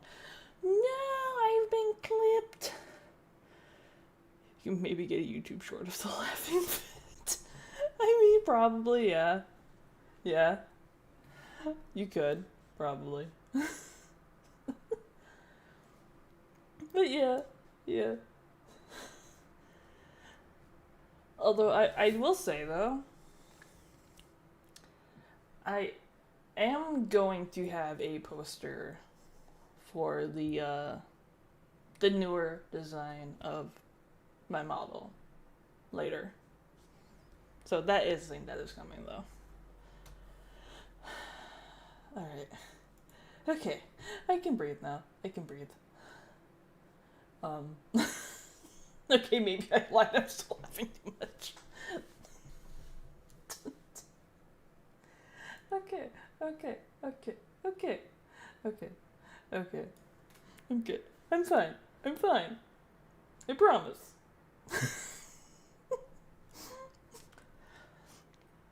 Okay. Is this the Space Marine video? This is the Space Marine video. Okay. Okay. You need a magic card of your hamster model. I mean, hamster mode. I mean, that I could probably get done, because there's enough, like, blank, like, MTG templates laying around that are transparent I could probably do, but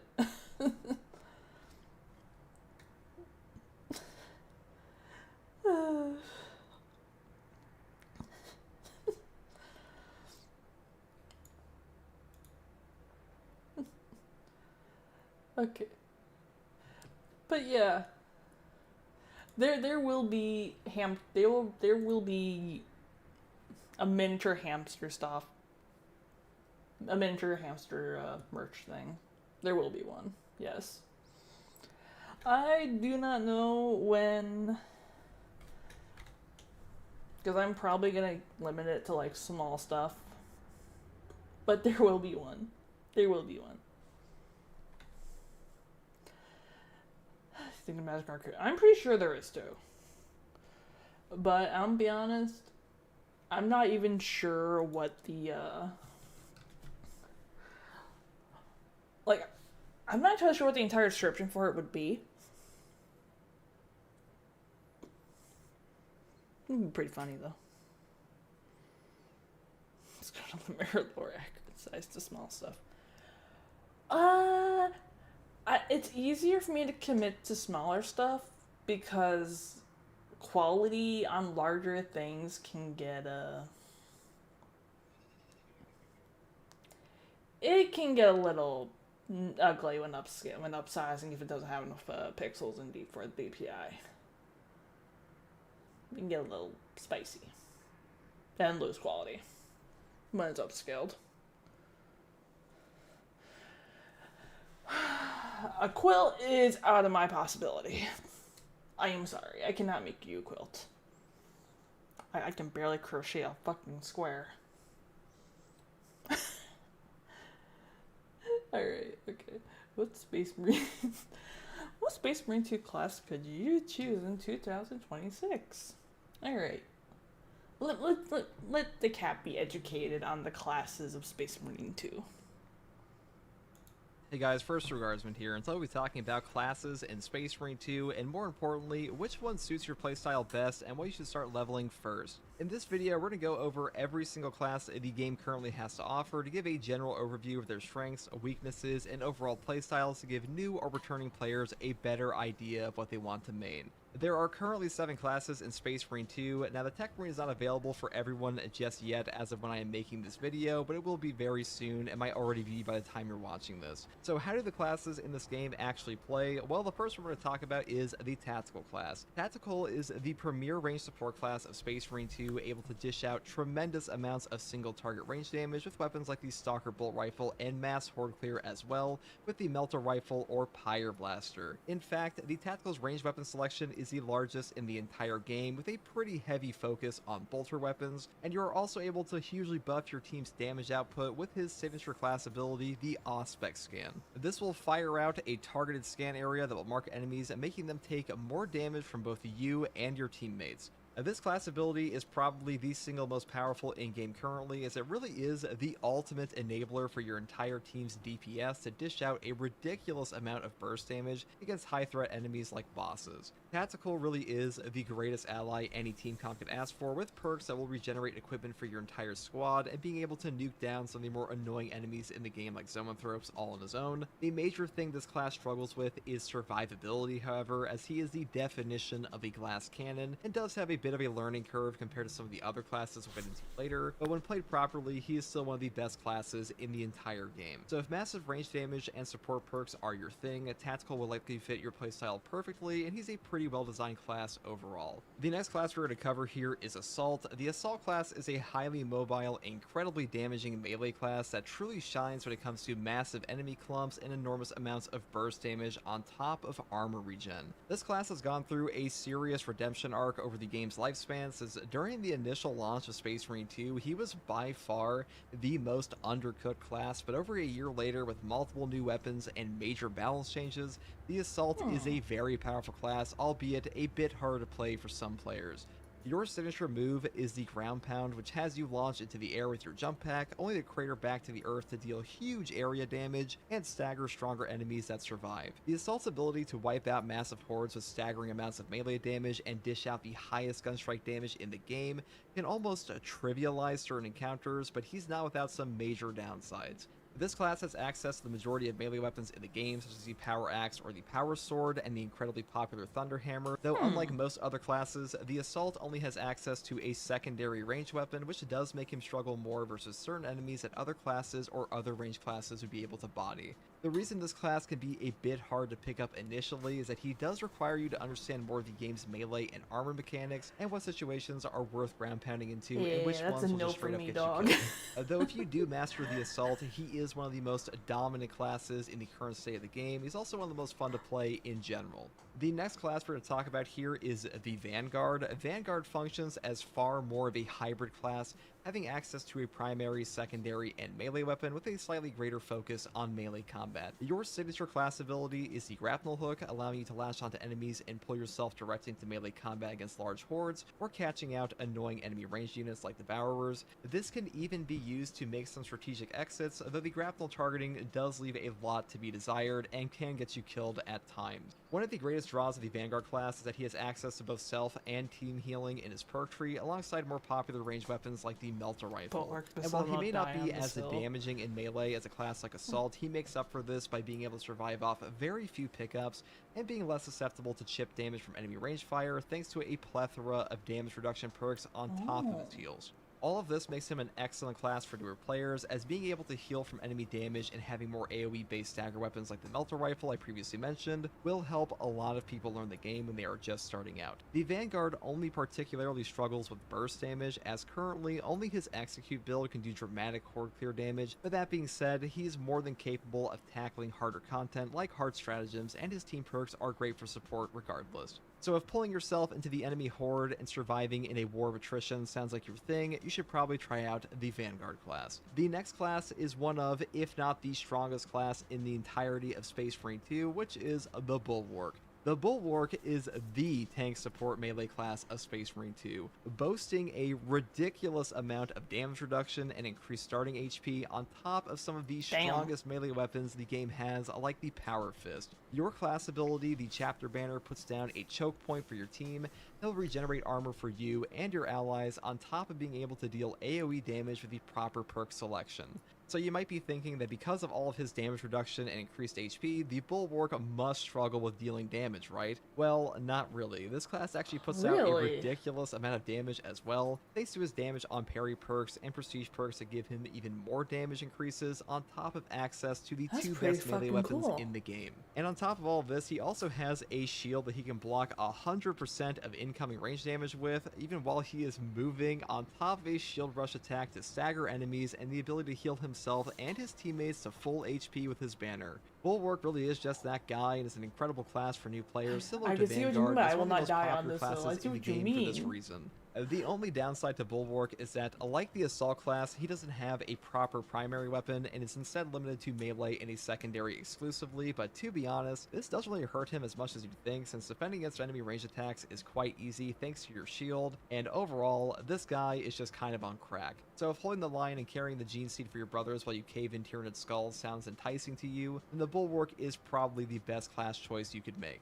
This brings us to the Sniper class. Now, Sniper is a long-range single-target damage dealer in Space Marine 2, if a class name didn't make that obvious, boasting a major focus on burst range damage and also shockingly high melee damage. Your class ability is the Camo Cloak, allowing you to temporarily go invisible to gain damage bonuses for either your ranged or melee attacks that can even let you outright one-shot certain powerful enemies in the game. The intended gameplay loop of the Sniper will have you going in and out of stealth throughout the entire mission to set up equipment like melt-a-bombs in strategic locations, and to regain your contested health, as the Sniper with the proper perk selection is shockingly good at survival. He has multiple unique range weapons like the Bolt Sniper Rifle and the Last Fusel, which are not only fun to use but incredibly effective, though results may vary depending on your aim, with the Bolt Sniper Rifle being one of the higher skill cap weapons in the entirety of Space Marine 2. His melee weapon selection is far more limited, as you are permanently stuck to only a combat knife, but this is really all you need, as the Shadow Stab single target ability on this thing fits the Sniper playstyle perfectly. The major downside of the Sniper is that his horde clear is a bit lacking unless you use his equipment regen with a Melt-A-Bomb, as on his own he doesn't have an immediate answer to a swarm of enemies in his face. But that's really by design, because after all, he is intended to be a single target damage class, not a walking AoE apocalypse, though he can definitely fill that role with Melt-A-Bomb spam and the Pattern of Excellence perk.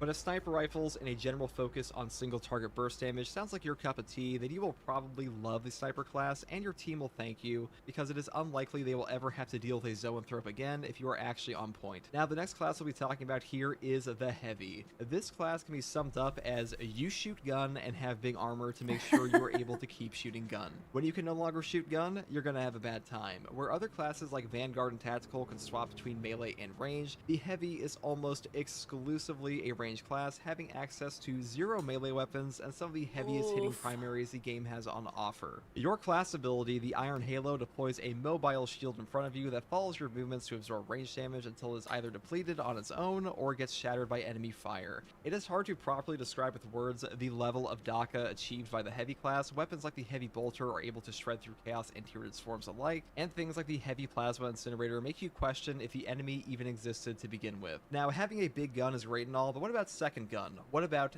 tiny gun? Well, we also have access to the majority of tiny guns, also known as secondaries, in the game. However, the major drawback of this class is that you have no access to melee weapons at all, and you only have your massive Gravis armored foot. And don't get me wrong, the foot is quite powerful and one of the best tools for getting rid of Minoris, but running out of ammo can be incredibly detrimental for this class, even with your ammo regen loadout. Though on top of being a massive range damage dealer, the Heavy can also be an incredibly tanky class, second only to the Bulwark, thanks to access to perks like Fortitude, Conviction, and Encompassing Aegis. So if a heavily armored ranged playstyle is what you were looking for out of Space Marine 2, this is by far the best pick. As for the next and final class, it is time for us to finally talk about the Tech Marine. This is Space Marine 2's only post-launch class added so far and boasts a very unique playstyle. Your class ability is called the Servo Gun, that functions as an AI-controlled shoulder-mounted cannon that targets enemies to blow them apart or light them on fire. I'm sorry, you just say shoulder-mounted cannon?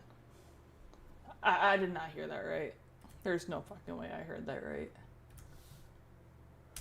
And boasts a very unique playstyle. Your class ability is called the Servo Gun, that functions as an AI-controlled shoulder-mounted cannon that targets enemies to blow them apart or light them on fire, with multiple variations such as a Plasma Incinerator version or a more sniper-focused precision shot variant. The most unique feature of the Tech Marine, however, is that he can gun strike without going into an animation by firing his servo gun I can't make the instead. comparison, This is Thunder. incredibly I've useful never and played helps you not only deal Helldivers. extra damage against Majoris and higher enemies, but also just pick up free armor against Minoris you've knocked down while ripping through the swarm. The Tech Marine also has access to many of the same ranged weapons as tactical, such as the bolt rifle and plasma incinerator, alongside some of the strongest melee weapons in the game, like the power axe. Not to mention his very own unique melee weapon, the Omniscion axe, that lets him charge into battle with range damage reduction and skewer enemies before dispensing massive electrical explosions. This class also has access to the Tarantula sentry guns, which will spawn throughout your operations while you're playing as the Tech Marine, allowing you to activate them to help you defend key areas and have a fallback point for boss fights and other encounters.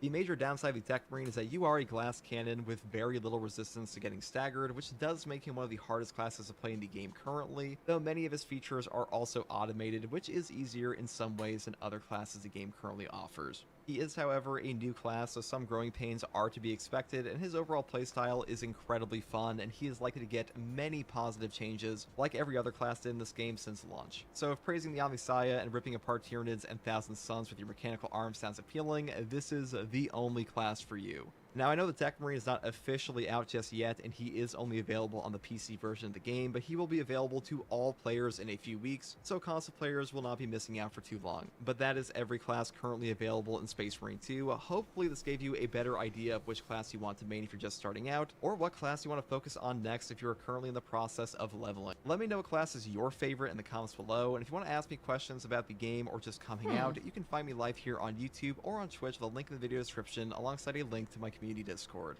I will be streaming the new Tech Marine update on its official launch soon, so if you like content like this, subscribe for more, and as always guys, thanks for watching, take it easy. You can never gun strike 2 enemies now. Huh. I mean, most of the classes don't sound that bad. Though,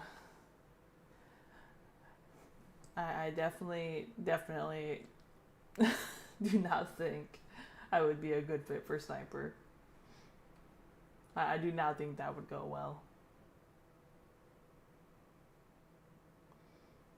Bulwark and heavy, or your main. Yeah, that's fair. Like, I don't think I would do well with sniper, and I don't think I would do well with assault, like, off the bat.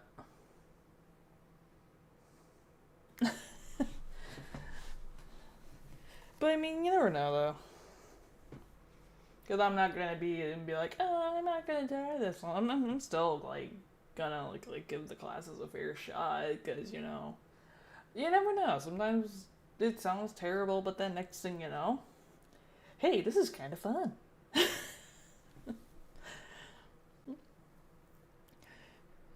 You could use the Stalker bolt rifle or the bolt carbine. I mean, I guess. I'll be honest, it's been so long since I've done the first mission, or like the first time I've done any like real Space Marine play. Like, it'd be kind of I can't really commit to anything. Granted, I'm probably going to start over anyway, though, so I can, like, refamiliarize myself with how it works, because it's been, like, months, and I've been trying to play, and I was initially playing it with a struggling PC. So I kind of want to give it a proper fair shot. Have I heard of Necromunda under Hive Wars? No, I can't say I have. Hey, Wickman and Bootyheen, hope you're doing well today. But yeah, because I feel I'm a little disappointed, because when I initially launched Space Marine on my other computer, like, it struggled really, really hard with that opening cutscene, which made me really sad. So I wasn't able to like properly appreciate it. So part of me really just wants to redo the entire first couple missions, so I can, you know, properly enjoy it without my PC being like, trying to run it, because its RAM is at fucking max. decently fun little tactical game. A little bit buggy. Oh, that sounds pretty fun. I also really want to start Rogue Trader, but I'm not sure when I'll start Rogue Trader. Can you name your units? Oh, that'd be the best. You can name the units. You can? My PC had a jet engine installed. So, Kane, for some context, my old PC only has 16 gigs of RAM. And Space Marine's, like, requirement is 16 gigs of RAM. So, put that with Windows and just any other, like, processes I have running in the background. The resources were not there for it to run well. It did not have the capacity. Looks like you're on 16 gigs of RAM. Like, you don't understand, Karen. Like, Space Marine put my, like, has the same RAM requirement. Oh, mind you, Kane, this was also on minimum settings. So my PC, like, did not like Space Marine 2 at all. It was like the equivalent. Well, not the equivalent because I was streaming when I tried to play Final Fantasy 16. But when I was streaming, like, when I tried to play Final Fantasy 16, like, I can't even do it right now, but it was going. If I tried to stream Final Fantasy 16, it went frame by frame. It was so bad. It was.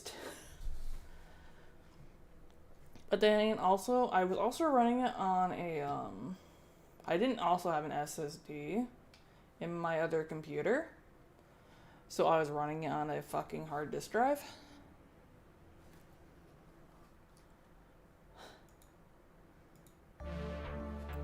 So that is also a thing.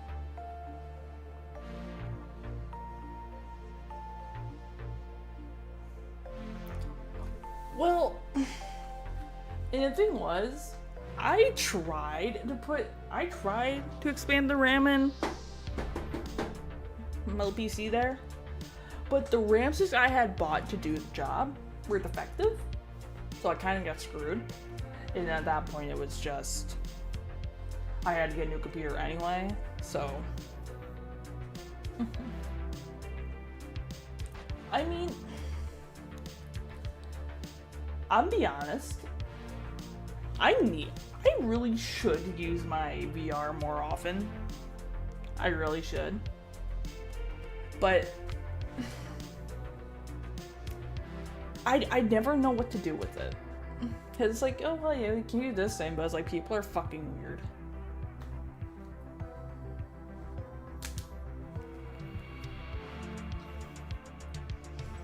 No, I'm not to say I wouldn't mind doing some type of like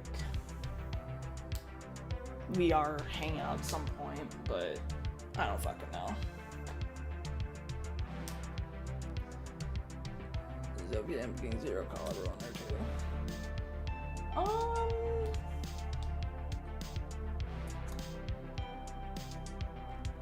We'll see. I haven't really done much VR stuff recently.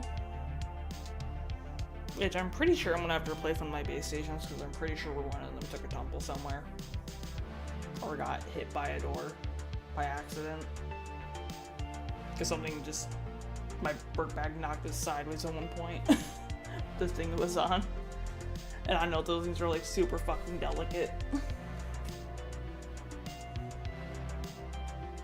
So. I'm not sure what we're gonna do tomorrow. Before Halo.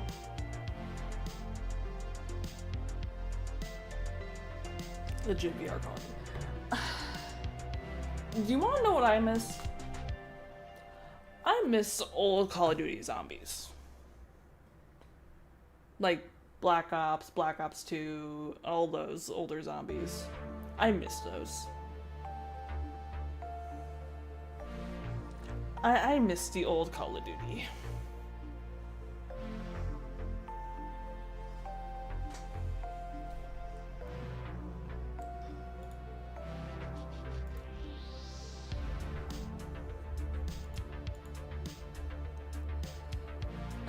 Let's see.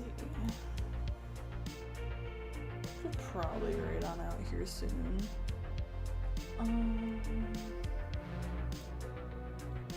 Let's see, who can I say hello to at the raid?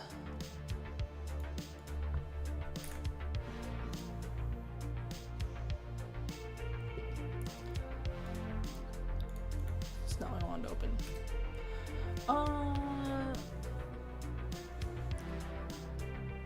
Which eventually I will get Helldivers too, but I'm definitely not telling you guys the moment that it happens because I already know certain somebody is planning on making me have a very bad time by blowing me up on Helldivers. Anyway. Tomorrow, there will be more Halo at 8. I'm not really sure what we're gonna do before then. Might try and do Rogue Trader.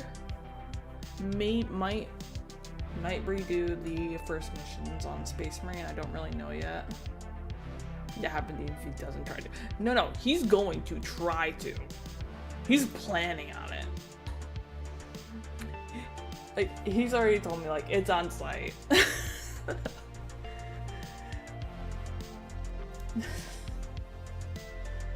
Which, you know what? That's fine. That's fine. It just gives me a reason to download Aim Lab so I can practice and get better aim over time. So maybe I'll return the favor at some point. Perhaps. And it'll be great. Because admittedly, I do need to improve my fucking aim. I really do. Because my aim is fucking dog shit.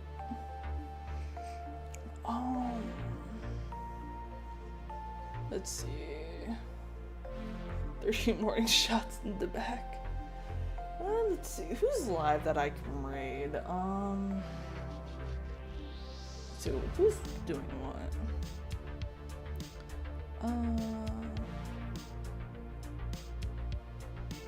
Halo, Arc Raiders, Pokemon Coliseum,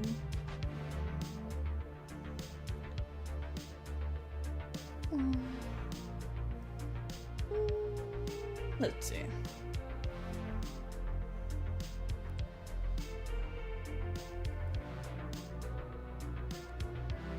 Let's see what is it? Let me see. What's he doing?